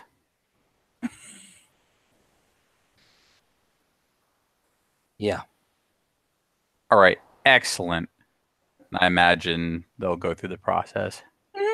Yes. There are mirrors in the house, and again, actually, you are in the house. You see the house not in its dilapidated current state while you are in there, but like at a point that must have been many years ago. The style of everything is ancient, but it is in very good repair. So you can kind of see the way it was, you know, in its prime, at least before you walk up to one of the mirrors hanging on the wall and do your thing. All right. Once they get over, Bill is going in for that beer like the little alcohol-addled barracuda that he is. And he will crack one and throw the other at Anton. He'll crack it open, light himself a cigarette, and sit down. Okay, so let's review. You know that your father used a rental car, right? Yeah. You dead ass know that. Yeah. Okay. So here's the deal with rental cars. He's going to have that car for a prescribed number of days. Okay? Whatever the contract happened to be. Unless it's an open-ended one, in which point God help him if he stays out long enough. But either way, that thing is, for better or for worse, on a timer. So if he doesn't want to get slapped 6 ways to Sunday by some small detail in the contract that can and will thunderfuck him, he will have to bring it back to the rental car place. And if he has a warrant on him by the police? I don't know. Like, you got to understand that people aren't all seeing and all knowing. So I don't know that the rental car company would even understand anything about that. But let's just say, depends on a number of factors here, like whether or not he knows he has a warrant out on him, how the rental cars take those vehicles back, any of that. Either way, rental car company, if you know which one, let's face it, there's not a lot of fucking places out here. That would be one in, depending on how much you know about where he was before the time that you became interested in what I only assume is a series of felonies. On top of that, do you know which rehab clinic he may have fled to? We don't even know if he's fled there. Oh, he's not fled there. I have an appointment with his consultant soon. So you don't know that he's there? Oh, he's not there. He checked Okay. out. By the looks of things, that's more. He probably got infected with it. I see. So, assuming he is not 100% knowledgeable about this warrant, he may actually try to, at some point, give the rental car back. So that would mean that you or me or us would have to stake the place out and hope, if he hasn't done it already. He ducked out pretty quick after he trashed my parents' house as well. I'm sorry to hear that, bud, but okay, let me think. Are you trying to get to him like ahead of the cops? Yeah, Okay. I'm trying to get to him so I can kill him. Yeah, that's where I thought this was fucking going. Awesome. And we're killing him.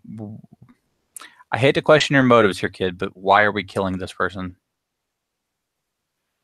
1, he's tainted. 2, he attacked my friend. And she is... Twists. Don't want to know. Okay, moving on. 3, he was coming from my family, trying to get into the house.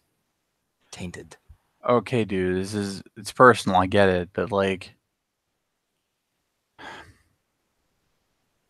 you sure you don't want the cops to just scoop him up? If he has a warrant on him, then it's as simple as the next time he gets pulled over for speeding, he's fucked.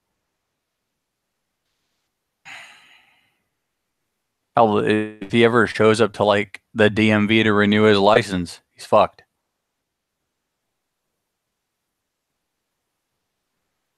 I thought about that option.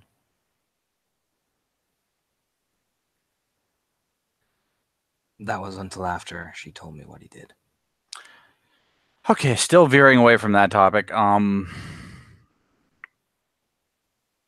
Okay, so I appreciate your honesty about wanting to murder your own father. He's not my father anymore.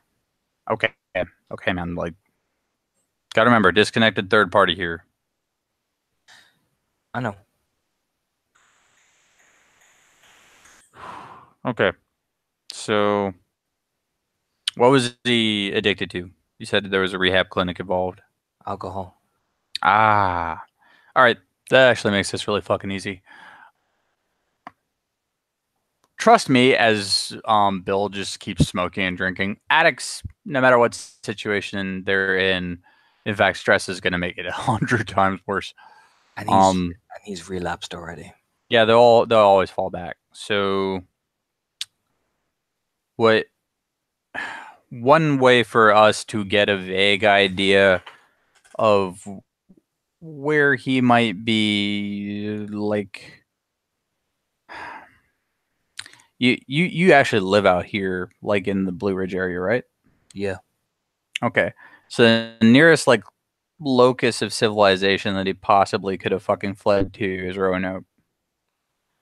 So what you and me get to do is do you have a picture of him? Like a recent one? Yeah. I got a whole photo album.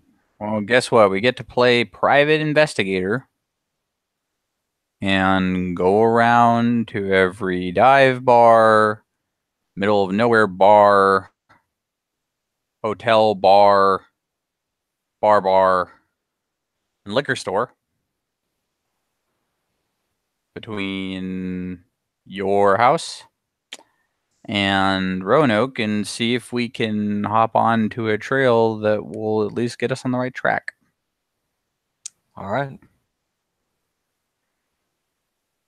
As Bill like kind of flops onto his back. Keep in mind, I've got a lot of plates spinning right now. Including today, I have 3 days basically where I have nothing but time. And even then, I am firing my resume in all different directions. And if I get lucky, one of the people that I'm trying to do like work at home shift for will take a bite and my time will become a lot more flexible. But also, with a pay bump, mean that I can do things like have even better Wi-Fi than I already have. Probably better computer setup too, now that I think about it. Well, look at that. So, while I won't always be right next to you, on many occasions, I will in fact be the voice over the computer. Just nods. Because I'll just kind of have the liberty to do that. But there may be a gap between that ideal scenario and what you're trying to do. And I will have to continue to fucking like actually work if I want a good reference going into the next job. It's fine. I work a pretty standard 9 to 5. And since I no longer have an antagonistic manager, it's going to be a super standard 9 to 5.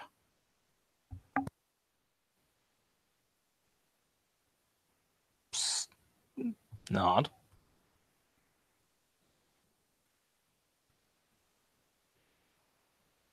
We've got time. Oh, shit, we've been drinking. Got time. We'll give these beers an hour to get out of us. And then we will go on a grand fucking journey, though we're stopping by McDonald's first. That's fine. Cool. Just takes a long drag of a cigarette, just cracking his neck.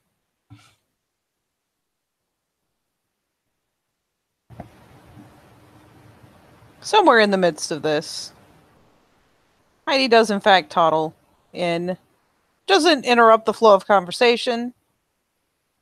Just kind of slips in. Plops down next to Anton.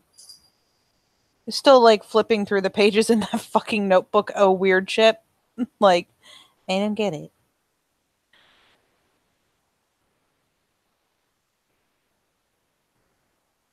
Looks over at her. Did we win? Oh yeah. Bright smile.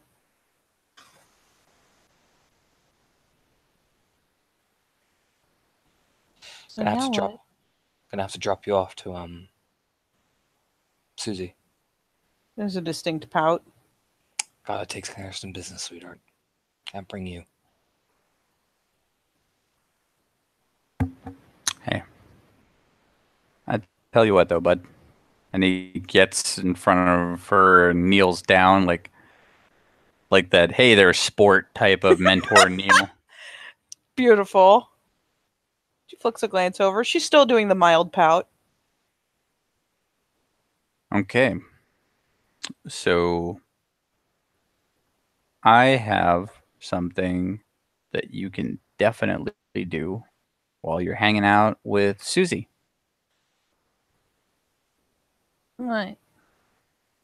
Oh, why are you pouting? You know, if you pout too much, there's going to be a big old bird that's going to perch on your lip. What? Yeah. She pops her lip back in. Like, what? She doesn't know how to cope with this one. Like, she's heard a lot of funny little things like that, but that one's new. The lip pops in. Oh, there you go. Okay, Susie. I'm sorry, Heidi. It's been a long day. She's out and pat your shoulder like, it's okay, buddy. So I get that my crazy note-taking style is a little much for literally anybody but me. So while you're at Susie's, I noticed that this place is super dreary. There's a sus little squint, like, I see what you're doing. Oh my god, it is so depressing in there. So here is what I want you to do. Okay. There's going to be a website for a place called Lowe's, and they have wonderful selections of paints and wallpapers, things like that. And I want you to go through, knowing as much as you do about this house, and pick out the colors and patterns that you like the best.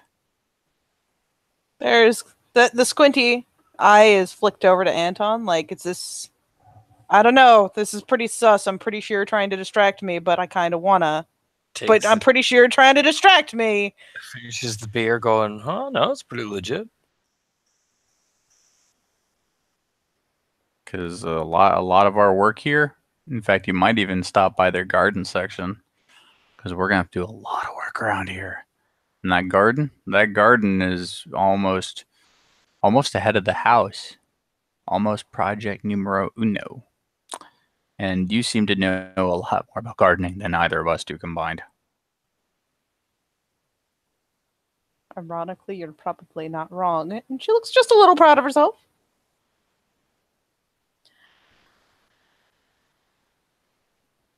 Fine, but she kind of gives the protesting glance over to Anton. I don't like always staying behind. I know. But for this one, I need you to. This one's dangerous. Okay?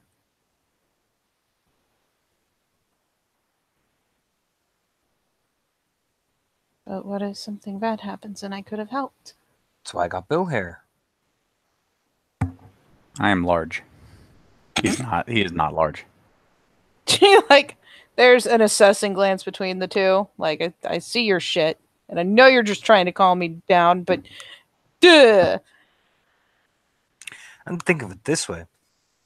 The next time I'm bringing you out, all the stuff that Bill pointed out, I'm gonna need help with big time. Yeah, there's opinions of spirits tied up in this, so it needs to be done right, like for real. Yeah. This is actually very, Oh. very important work, Heidi. Or they're gonna be really mad at me and him. Yep. You're not being left behind. In fact, we're tag teaming you in.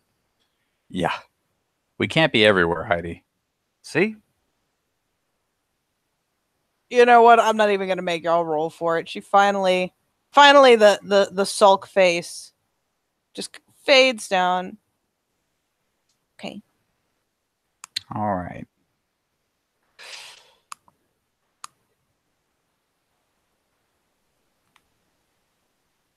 And Bill will get up, collect his bag of many curious items.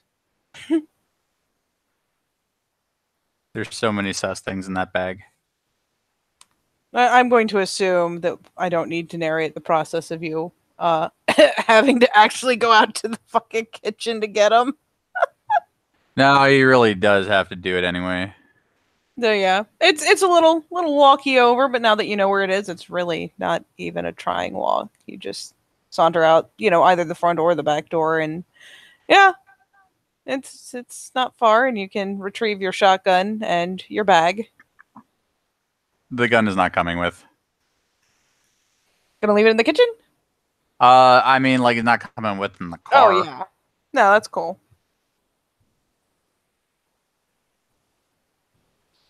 And as Are you Bill taking one car? Are you taking both cars? What are you doing? Bill will drive, and he still has to play things off his phone. Hilariously, because of what he chose before, that is what plays. Oh God, let's see. God, let's see this shit.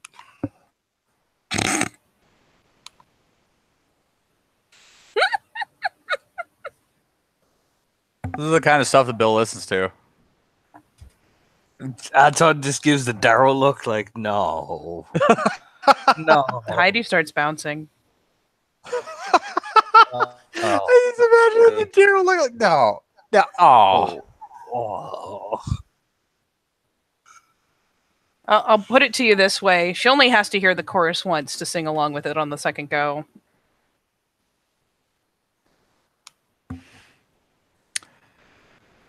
So, the party journeys onwards. I shall assume that Anton will give him directions back to his parents' Yep. place. Oh Yep. boy. He does. Are you going in with her or are you just dropping her? I'll go in with her. Fuck it. Are you Susie's taking there. Bill? Yeah, he'd be like, come on, meet the family. Oh, this is happening. I just, man. Okay, all right, cool. Just introduce your skeezy friend to your family. Just say you're a friend from work or something. Fuck it. I am from your work. Did you have a work? I do have a work. I do have Are a you- work. Do you, Junior? I work. Can you only work part time because of child labor laws? Yes. The bitterness. So real. And we got various faces queued up here. This fucking song, I can't. Daryl, it's just fucking Anton is totally Daryl that whole way to the house. Like, no, please don't. Action packed. What's worse, Heidi is digging it so much.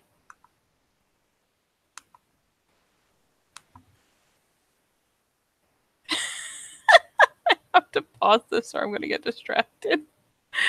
So yeah, you roll up to the house. Heidi in tow. She, goes ahead and flits ahead, still humming the fucking song on her way to the door.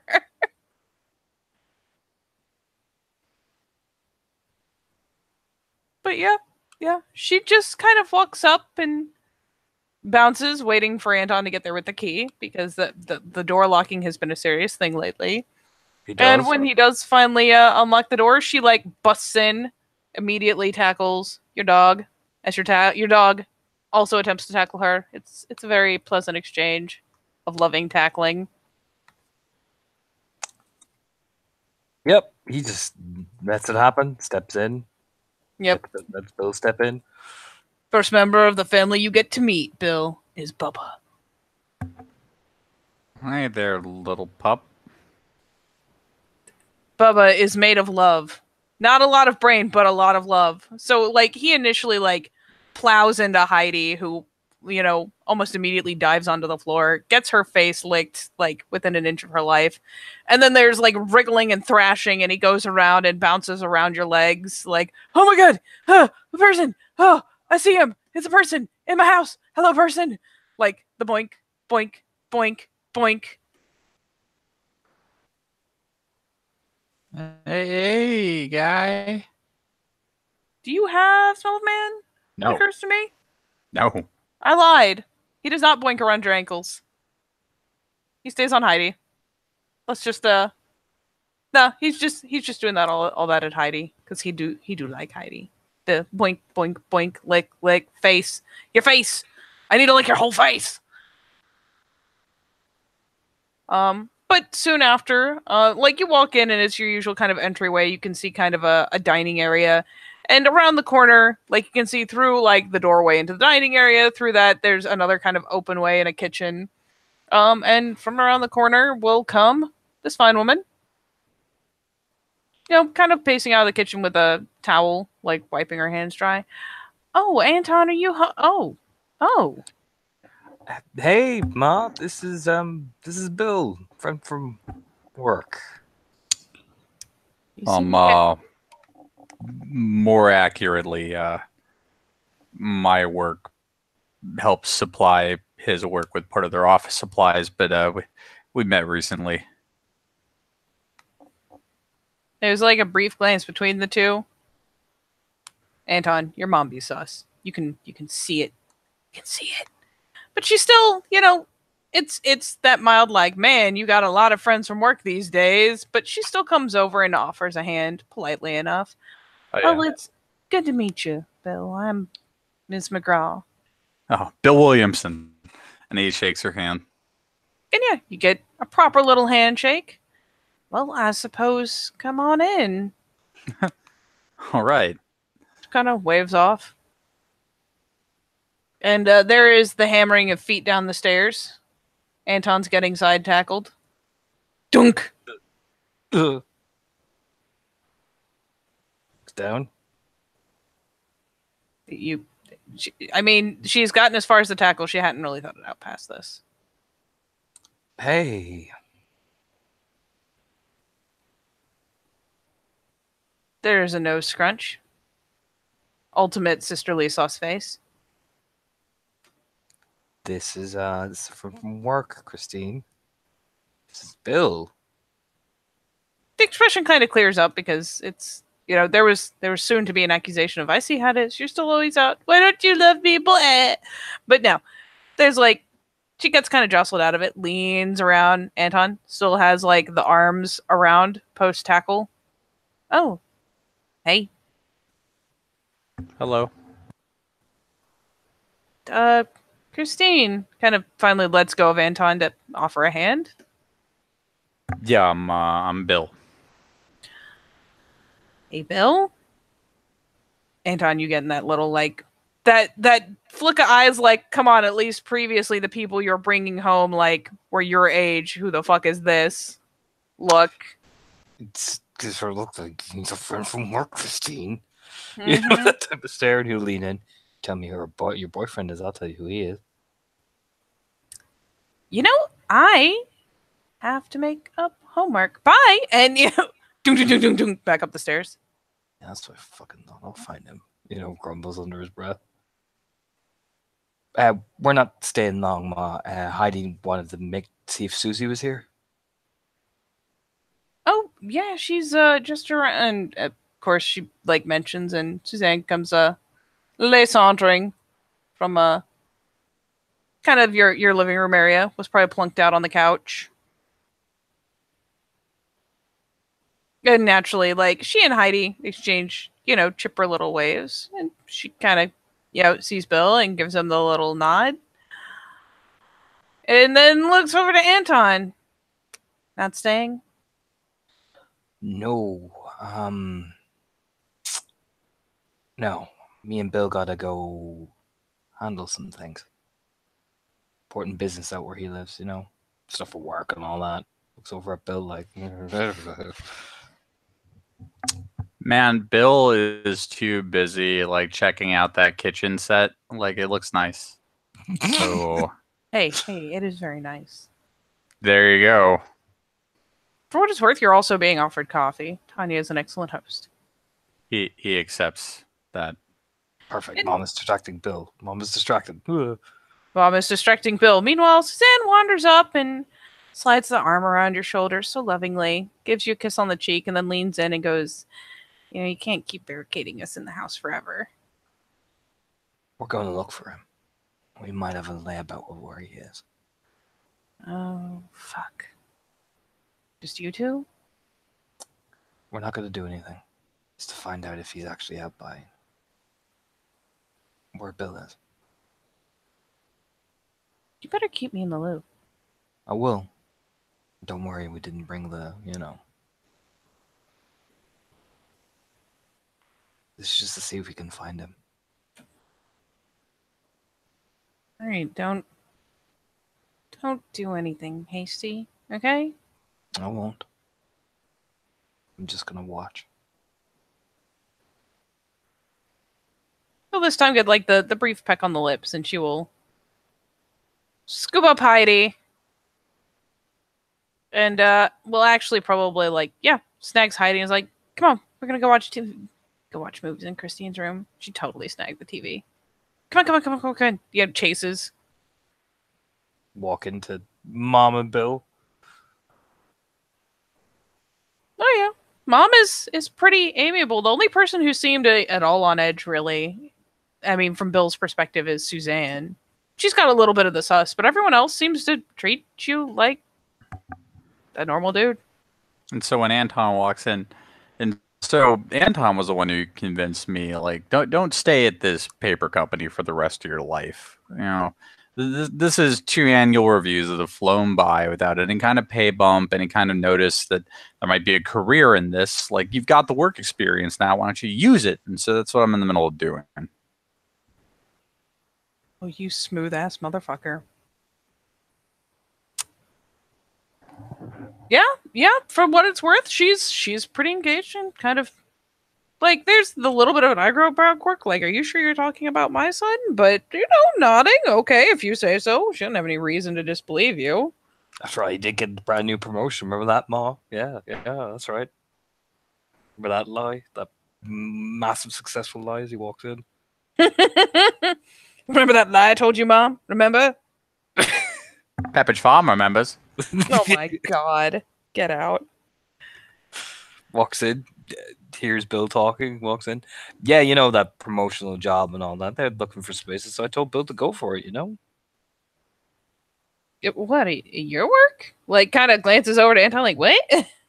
Oh, no, he was, you know, settling in and all that. I mean, I'm definitely looking at it. It is one of many candidates, but it was a good general idea for me to work off of. Yep. Kind of Oh. a starter example, All right. Well, I mean, I'm glad you two are getting on.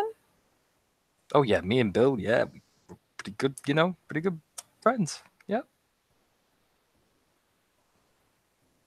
Your mom again flicks you one of those glances that's like, the oh boy, the questions you are going to get when I actually catch you alone in the house.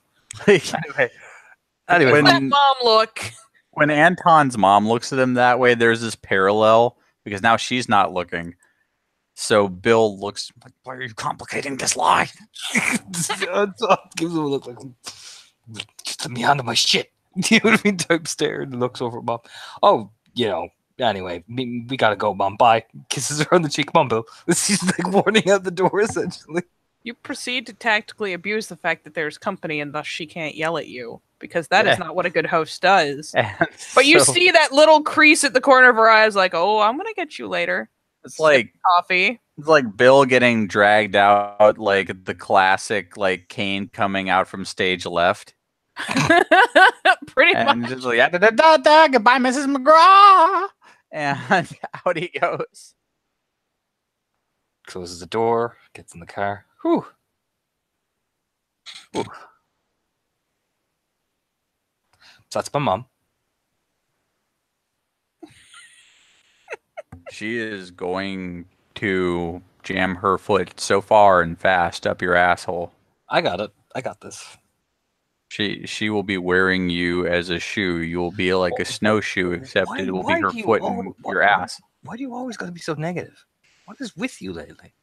I know the looks of disapproving parents. Oh look, man. She may be my mom. I got my mom covered. All right, whatever you say, Junior. Besides, it's fine.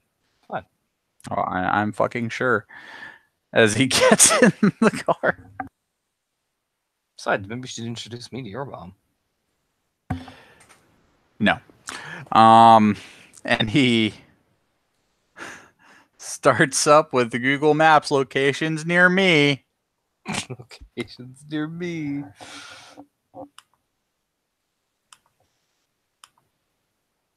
Oh boy. All right.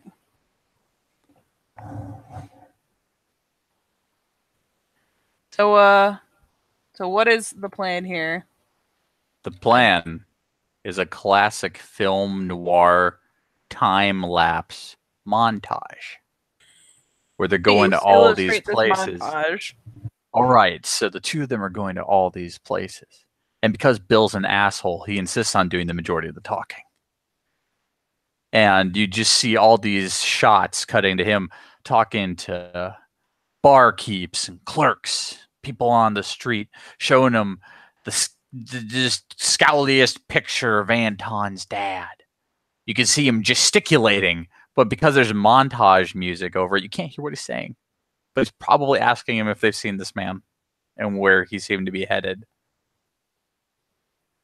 And on any questions, he'll just explain, look, I've been brought on to look into a domestic thing. We're probably headed towards a divorce, and, well, you're going to have to hand the divorce lawyer some grounds for said divorce.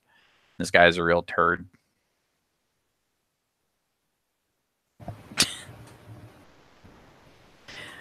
Okay. So you canvas. Let's see. Big canvas around. Let's see. Let's see what kind of luck you have. High or low, guys? Ugh. High roller, fuck it. Yeah, it's your fake dad that we're murdering. You decide. High roller. High roller. Oh boy. Oh, fuck me. So you don't get any leads on the photo. No leads on the photo. What all are you following up on? Are you just canvassing with a photo? Are you hitting up things that would logically be tied besides bars?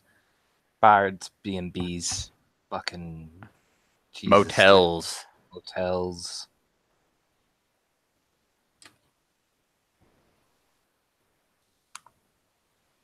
Hell, if there are some rest areas, he'll even talk to the employees there.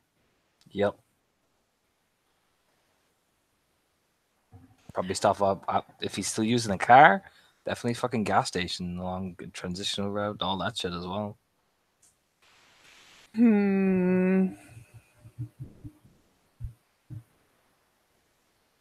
Are you guys doing anything to find out where the car came from or any of that shit?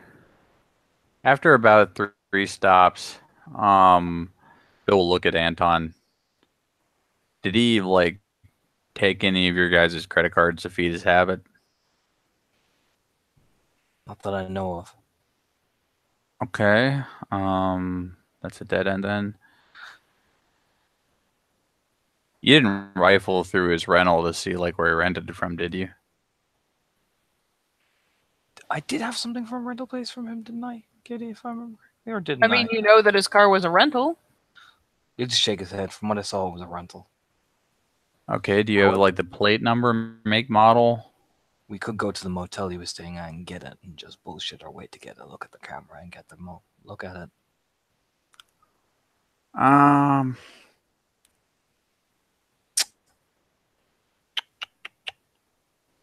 It's worth a shot, but I've got an idea. Do you know what room he was staying in? Yeah. Okay.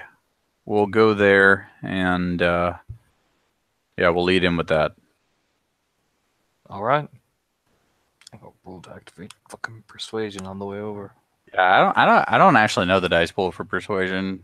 Actually, I don't think Bill would even know to activate it. So it is something you can do kind of inherently and reflexively, because that is how you will learn to do it. Is if you really want to be convincing, go ahead and roll it, and it's kind of like you're not knowingly activating, right, but there's some instinct there. What's the pool?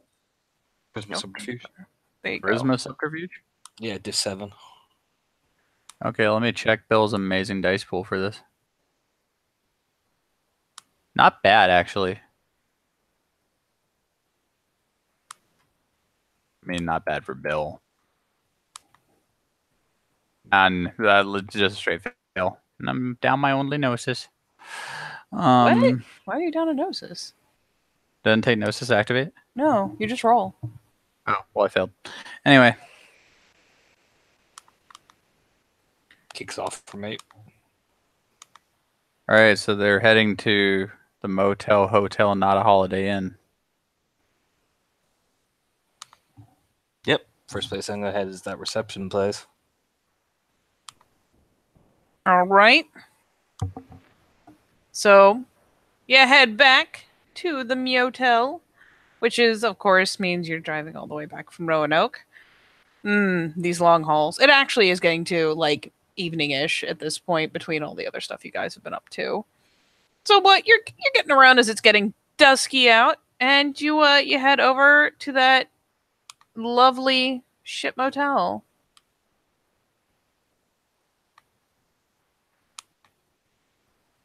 Yep. Head straight for that reception. Oh my god, you guys and your fucking music.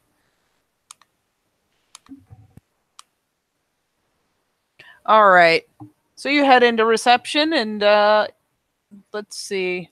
Yeah, there's a generic dude B is there at reception. It is like, welcome to this motel. What can I do for you? Hey, buddy. Hey, we need access to your room. Oh, I can't remember. Nah, we don't need access to the room. We don't need access to the room. Don't worry about that, man. Look, what I'm gonna ask you, because you look like you've been here a while. You've been here a while?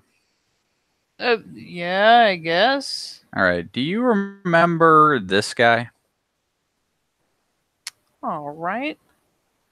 Let's see. Give you a lower target number. Oh, Jesus. Oh, yeah, Mr. McGraw. Yeah, I remember him. Got a gesture to the picture. So, Mr. McGraw is I'll put it this way: he's been messing where he shouldn't have been messing. Things are headed towards a messy domestic type situation. I'm just looking into it on my client's side of things, just to see what all he's been up to and where. It's pretty complicated. Oh yeah, cops came by. I mean, he paid for the room through the fucking month, so shrugs. We're just need to look at like camera feeds, even if No, we don't need that. All right. The guy's kind of And- glancing back and forth between you guys, like, wait. yeah, it just gives him a look Like Bill's just looking at it, looks at Anton so dismissively, and looks at. I'm sorry, he's like fucking new at this. Okay, I'm trying to show him the ropes. Now I know that like we're taking some of your time here, and there's such an unsubtle shuffling of paper money, like $100 in his palm. Oh. But you know, like if I were to suddenly learn, because I know you guys got to write down a whole bunch of things about guest cars, so you don't tell them, right? Yeah. So if a certain 3-ring binder were to just fall open for a second as the money's just slid across, You know what? You're kind of weird. Let's see how enthusiastically he goes for this. all right, I'm You're- Yeah, you guys can roll some of that manipulation expression, and Anton can totally back him and help. Actually, Anton, roll first. active. Get Bill for blustering over me. Yeah, no, I failed. Okay, that's All good. right. All right, Bill, Well, manip expression. getting a fucking willpower. You do it. I did. It's a shame you didn't have Fucking- persuasion. And he kind of thinks about it, like you can see the weighing of like, well, like you said, I've been here a while. I do like having a job, but that is $100. So He slaps a 50 down on the table. There you go. Sweeten the deal. You can even go down to Mackie D's and get you more food and a beer. and the guy finally, with the 50, it pushes him the rest of the way over, and he snags both bills. They go into his pocket, and he's like, "Well, I do have a smoke break coming up," and he pulls up a binder. Much as predicted, because I mean, this is a little fucking bullshit motel. Like they have computers, but that monitor, that ain't no flat screen. Like, so he just kind of plunks that up where you can reach it. Like, not technically up on the counter in front of you, but, plunks it up there. Oh, I'll be back in, about 10 minutes. Kind of looks at his watch, shrugs, and, saunters out a side door. Goes straight for the fucking monitor. Bingo. And he'll flip it open, get to the appropriate information, write that shit down. Anton will go straight for monitor, like type in the date on the computer Oh, when whoa, why are you even going for that shit, dude? I want to see something. All right, So what are you psycho, trying to just do? cover your tracks. Basically, I'm going to the date which the fucking Becca incident happened, essentially. All right. What are you doing? You said you're going for the computer? Yeah. Like the one at the reception desk? No, the monitor, because that thing has Yeah. cameras, right? Yeah. I mean, the computer at the reception desk, I mean, you go over and you look and it's like, this program is not new or nice. It's one of those ones where you can short key with different like letters on the keypad for selections. The program he's got pulled up is not advanced. Yeah. You're not seeing like a security thing on there. He just skips through it, like kind of looking. It's like, that's too fucking old. I will give you a wits computers. You know what? It's not the worst dice pool. Fuck it, I'll spend a willpower on it.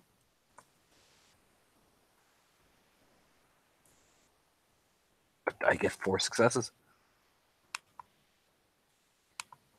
I mean, okay, so you realize a number of things. For one, this computer up here, this is a hunk of junk. It's an old computer, but it still runs the program that keeps, the records that absolutely need to be kept on the computer. Like, but it's almost more inconvenient to use the computer than to use the fucking binders. It does seem to be connected to internet. You can't imagine that someone could really use it well unless you could find a way to like get out of this program.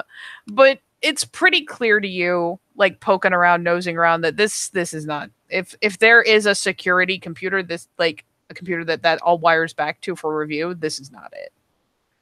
Just nods and starts to take a look around. Hurry it up, man. We don't got long. I know.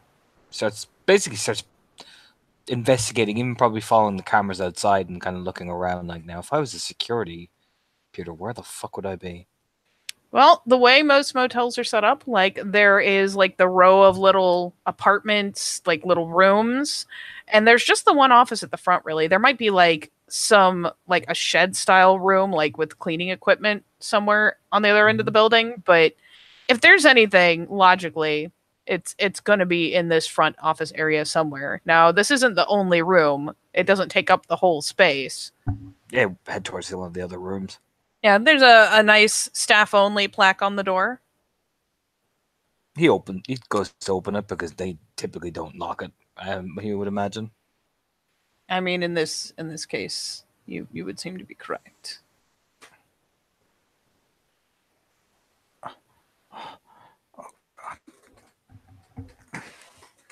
Are you dying? I'm sorry. I sat wrong. Oh, I'm sorry too. So, yeah, you kind of pop open that staff only door. You see Dude Face. There's another door that actually exits to outside, and Dude Face is kind of got his back to you and is smoking. And he kind of pitches his head for a second when the door opens and just saunters out of sight.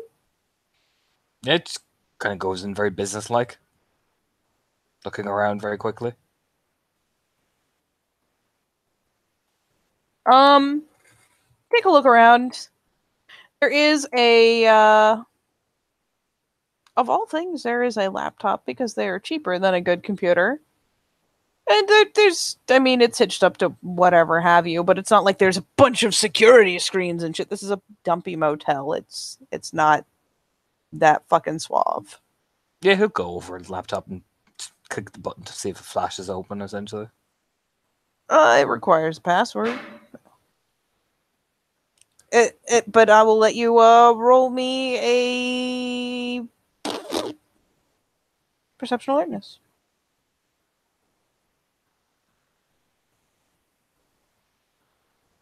One. There's literally a post-it note. Yeah, I was about to say 3 inches to the right that has the password written. Where's the post-it? Where's the post-it note? Because there's always one. Someone always forgets. Oh, yeah. Just type in the fucking password. Yep. All right. So you pop open the laptop. It is a pretty generic laptop. Obviously, most of the good shit's been deleted. There's only a few icons like on the screen, and they look like just various little like business things. There's an Excel, icon. But yeah, there's shit there. Looks for something that basically would connect to a camera feed. Essentially, there's like basically a program. There is a program,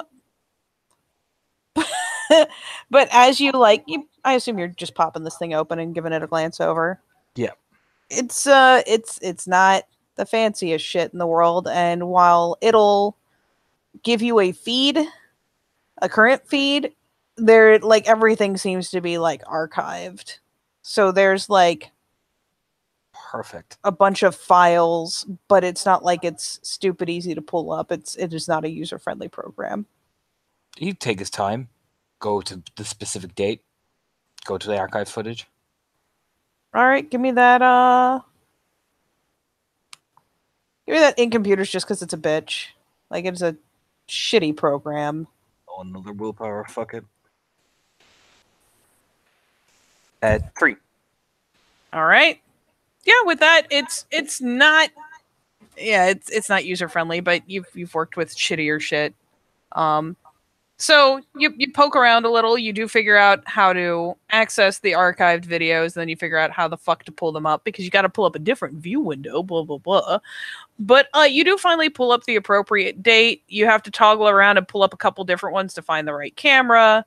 They're all like pointed out at the parking lot for the most part. Like, but you do find the appropriate camera, the appropriate date. Even fudge around, figure out how much the time offset is because those times at the bottom right are not accurate. And you do manage to scooch it around to find the section you're looking for. Watches the video feed, takes out the little bit of notepad and pen, waits till he can see, and will stop it so he can, when the car passes through, take down the license plate. All right. Now, considering how many successes you got, I'll say it's in an advantageous enough place that you do get the plate. And yeah, you see the car roll up. It parks a little.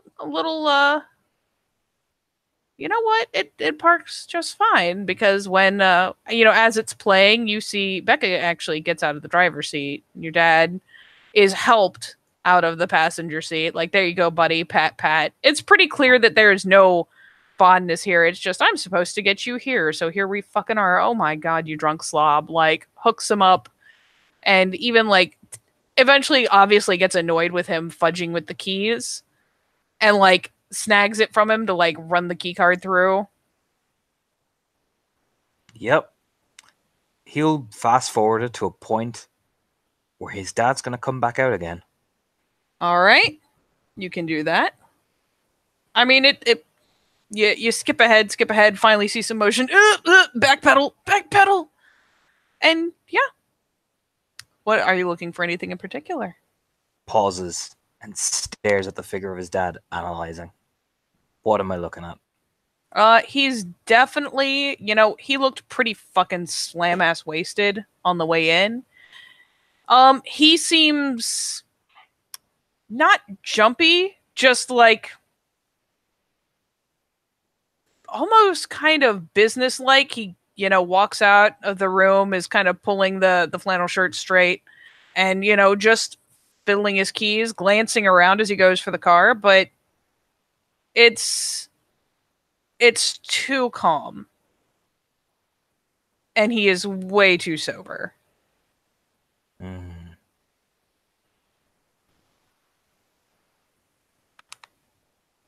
Just lingers staring at it, not looking for anything, any telltale signs, anything else. And then just once he doesn't get a deal, click the app off and just the laptop and walk back out. All right. So yeah, you just pop the laptop shut, skirt out. What have you been up to, Bill? So Bill got the information, put the binder back, because like all I can really get is the dude's name and the car he's using. Yep. You do get the name. You get actually, just for fun, because I don't want to give all the fun to one side. You get the license plate. You also get a record of his card number. This probably shouldn't be kept in a binder.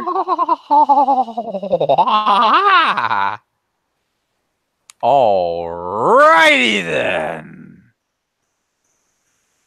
Okay. He writes all that great stuff down. However, he knows that in order to clear certain hurdles, he'll need information that only like Anton knows. So he tucks that all away to himself. And then steps out also to smoke, but to keep an eye out for Anton's sake. Comes back out. Yeah, I'll say if nothing else to explain it, taking a little time. The guy does come back around the front as he's finishing off his cigarette and goes to flick the butt.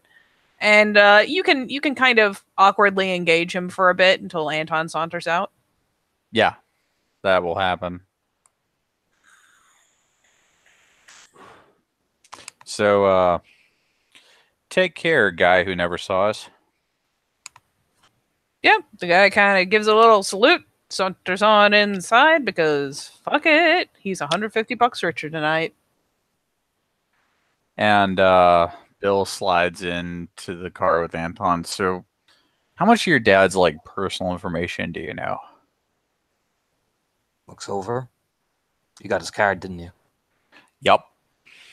I know a lot. Well, then together, I think Mr. McGraw just needs access to an e-statement, I think. Let's do it then. All right, so here is how things are going to go. It's like, just brace yourself. You're having a sleepover at my house because my house has Wi-Fi. All right. They finally get to Bill's happy home, which looks a lot better now, actually. Like, this murder led to a home makeover. I mean, yeah, he's got a fresh new coat of paint. Look at this hardwood floor. Like, it's looking pretty good. Looking pretty good. So they sit at Bill's sad IKEA table and chairs. And he opens the laptop and is like, all right, so here is what I am going to do. I am going to set up this email, and this is the email that we are going to slide in. Now, do not worry about this email because it is from a cheap email place. Do you know what that means? Fake. No, even better. Self-immolating. Oh. Leads back. It's not bad. Basically, I use it for this, and if I don't use it for a number of days, it will just kill the account, period. Nice. Dropped into the ether forever. So, and he goes through the steps of setting up that particular inbox. And then, all right, let's see. Hopefully it's a 24/7 place, or I'm going to have to do this tomorrow morning. And he will call the card company. All right. Let's see. What we decided it was pretty late. Depends if you're calling card. It depends if you're calling card security or not, because they're open 24/7 usually. Yeah, that's true. So, you have the card number. Mm-hmm. Anton access to a disgusting amount of this man's personal information. Yeah, And Anton's familiar with what bank he uses and whatnot. Yeah, so. Anton will even like gesture over the phone. Watch this. All right, so yeah, you call. We'll say you do manage to call the appropriate number, and if nothing else, if you call the first one, it doesn't work, call the second. So eventually, yeah, you'll get the usual like canned greeting. You know, probably after having to push a bunch of numbers to go to the right fucking group, and it's like, all right, what can we do for you today? So I don't have access to my mailbox right now. I wanted to flip over to e-statements because I'm starting to get the idea that somebody's taking my card for a bit of a ride. All right, let's lead with last name, first name. Oh, this is easy because Anton's feeding it to him. Oh yeah. Yep. So it's, last name, first name, probably birth date and address in an attempt to kind of confirm, and then a security question. It's a security question. What's the security question?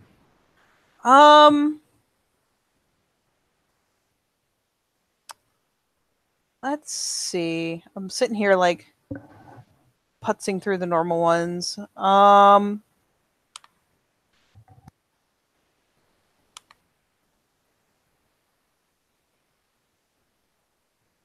Fuck it. We'll go with the name of the first pet you ever owned. I mean, I'd fucking know that. It's Bubba, I imagine. Let me think here. Bubba. And the guy, like, clickety clack clack clacks away. He says, all right, seems like everything's in order. So you wanted to change over to e-statements, you said. Yeah. All right. Why don't you feed me that email address? And Or better The yet, he's email- like, he actually goes, would you still like to use this email? Because they probably have one on record, even if they're not using it. Takes that tab. no, I'm gonna flip it over to a different one. Are you ready to take this? Yep, ready to go. And he'll feed him the self-destructing email inbox of fraud. A fraud. All right. You feed him the email.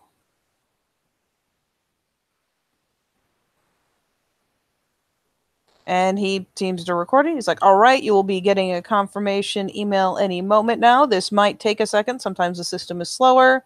Some email accounts are slower. But you should be seeing it any old minute now.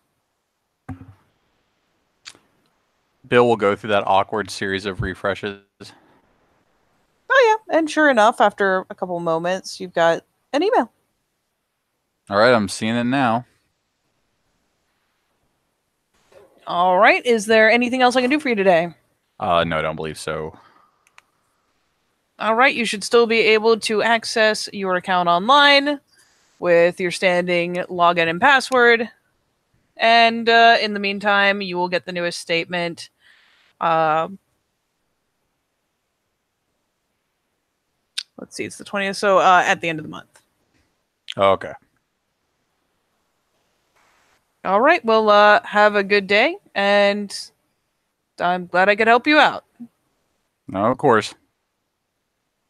And yeah, it immediately switches over to the thing that's like, if you would like to give feedback for the quality of your service, please stay on the line. Hey, hangs the fuck up.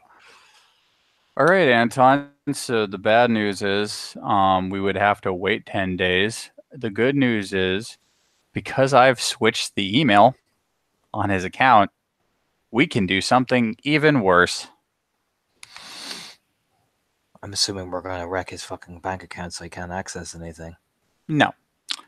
No, we are not. We don't want him to fully know what's going on. However, watch this shit unfold. Besides, we don't actually want people to know that we're doing this. We are committing 8 million felonies right now. Okay. And so he'll go through the whole process of, I forgot my username. I forgot my password. Beautiful. You get an email that gives the username, and then you do the I forgot my password, and you have to go through that whole bullshit process of like, please set your new password, having to copy paste a long series of numbers and letters. Potato chips. Okay. We're now in his account, and to cover our tracks just a little bit, because I can now basically access his account whenever the fuck I feel like it, because now I know where his shit is. Just in case they wonder what the fuck happened, I am going to reset it to his old email. Beep. Because frankly, this isn't information we're going to need for very long. Also, your father doesn't seem very computer savvy. Like really, first pet, really. Everybody does first pet. And he starts looking through the electronic record of where this guy's been racking his card. Oh boy. Okay. So you do see ironically, you have to go back and like it's like showing for this month, and it only shows like a week's worth of charges type thing, and there's no current, none to show. And as you go back and you expand it to look at like the last month, the last couple of charges you see are like obviously a gas station, the name of the motel that you were at, and a bar in the area that, Anton will be able to identify as the one where like he met up with Becca. But then there's like a couple more charges like that night, and then nothing. The fuck? He hasn't been riding his card. He was too calm coming out of that camera. Coming out to that car.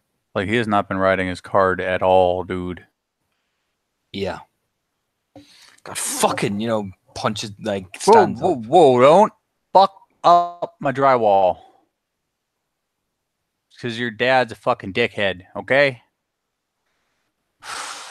Yeah.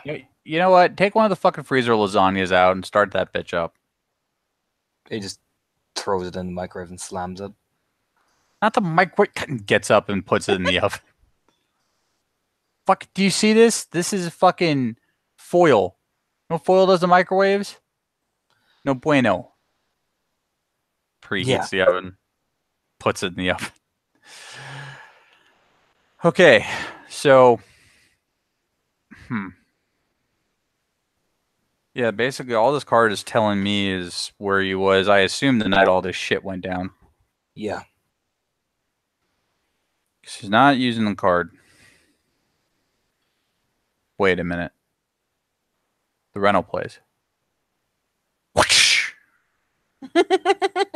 Rental places have to take credit cards. Yeah, they do. Rental places take initial charges. Yep. Starts looking for a rental place. Oh yeah, you look back through to previous charges, and sure enough, you will find like some generic bullshit car rental place. Fuckle-de-doodle-doo, buckaroo. We have ourselves the rental store. Okay. Okay, now I'm gonna log this shit out. And we're going to eat some lasagna. We're going to sleep on it. We've now burnt one of my days of freedom. And we're going to take day 2 hitting up this rental shack. Yep.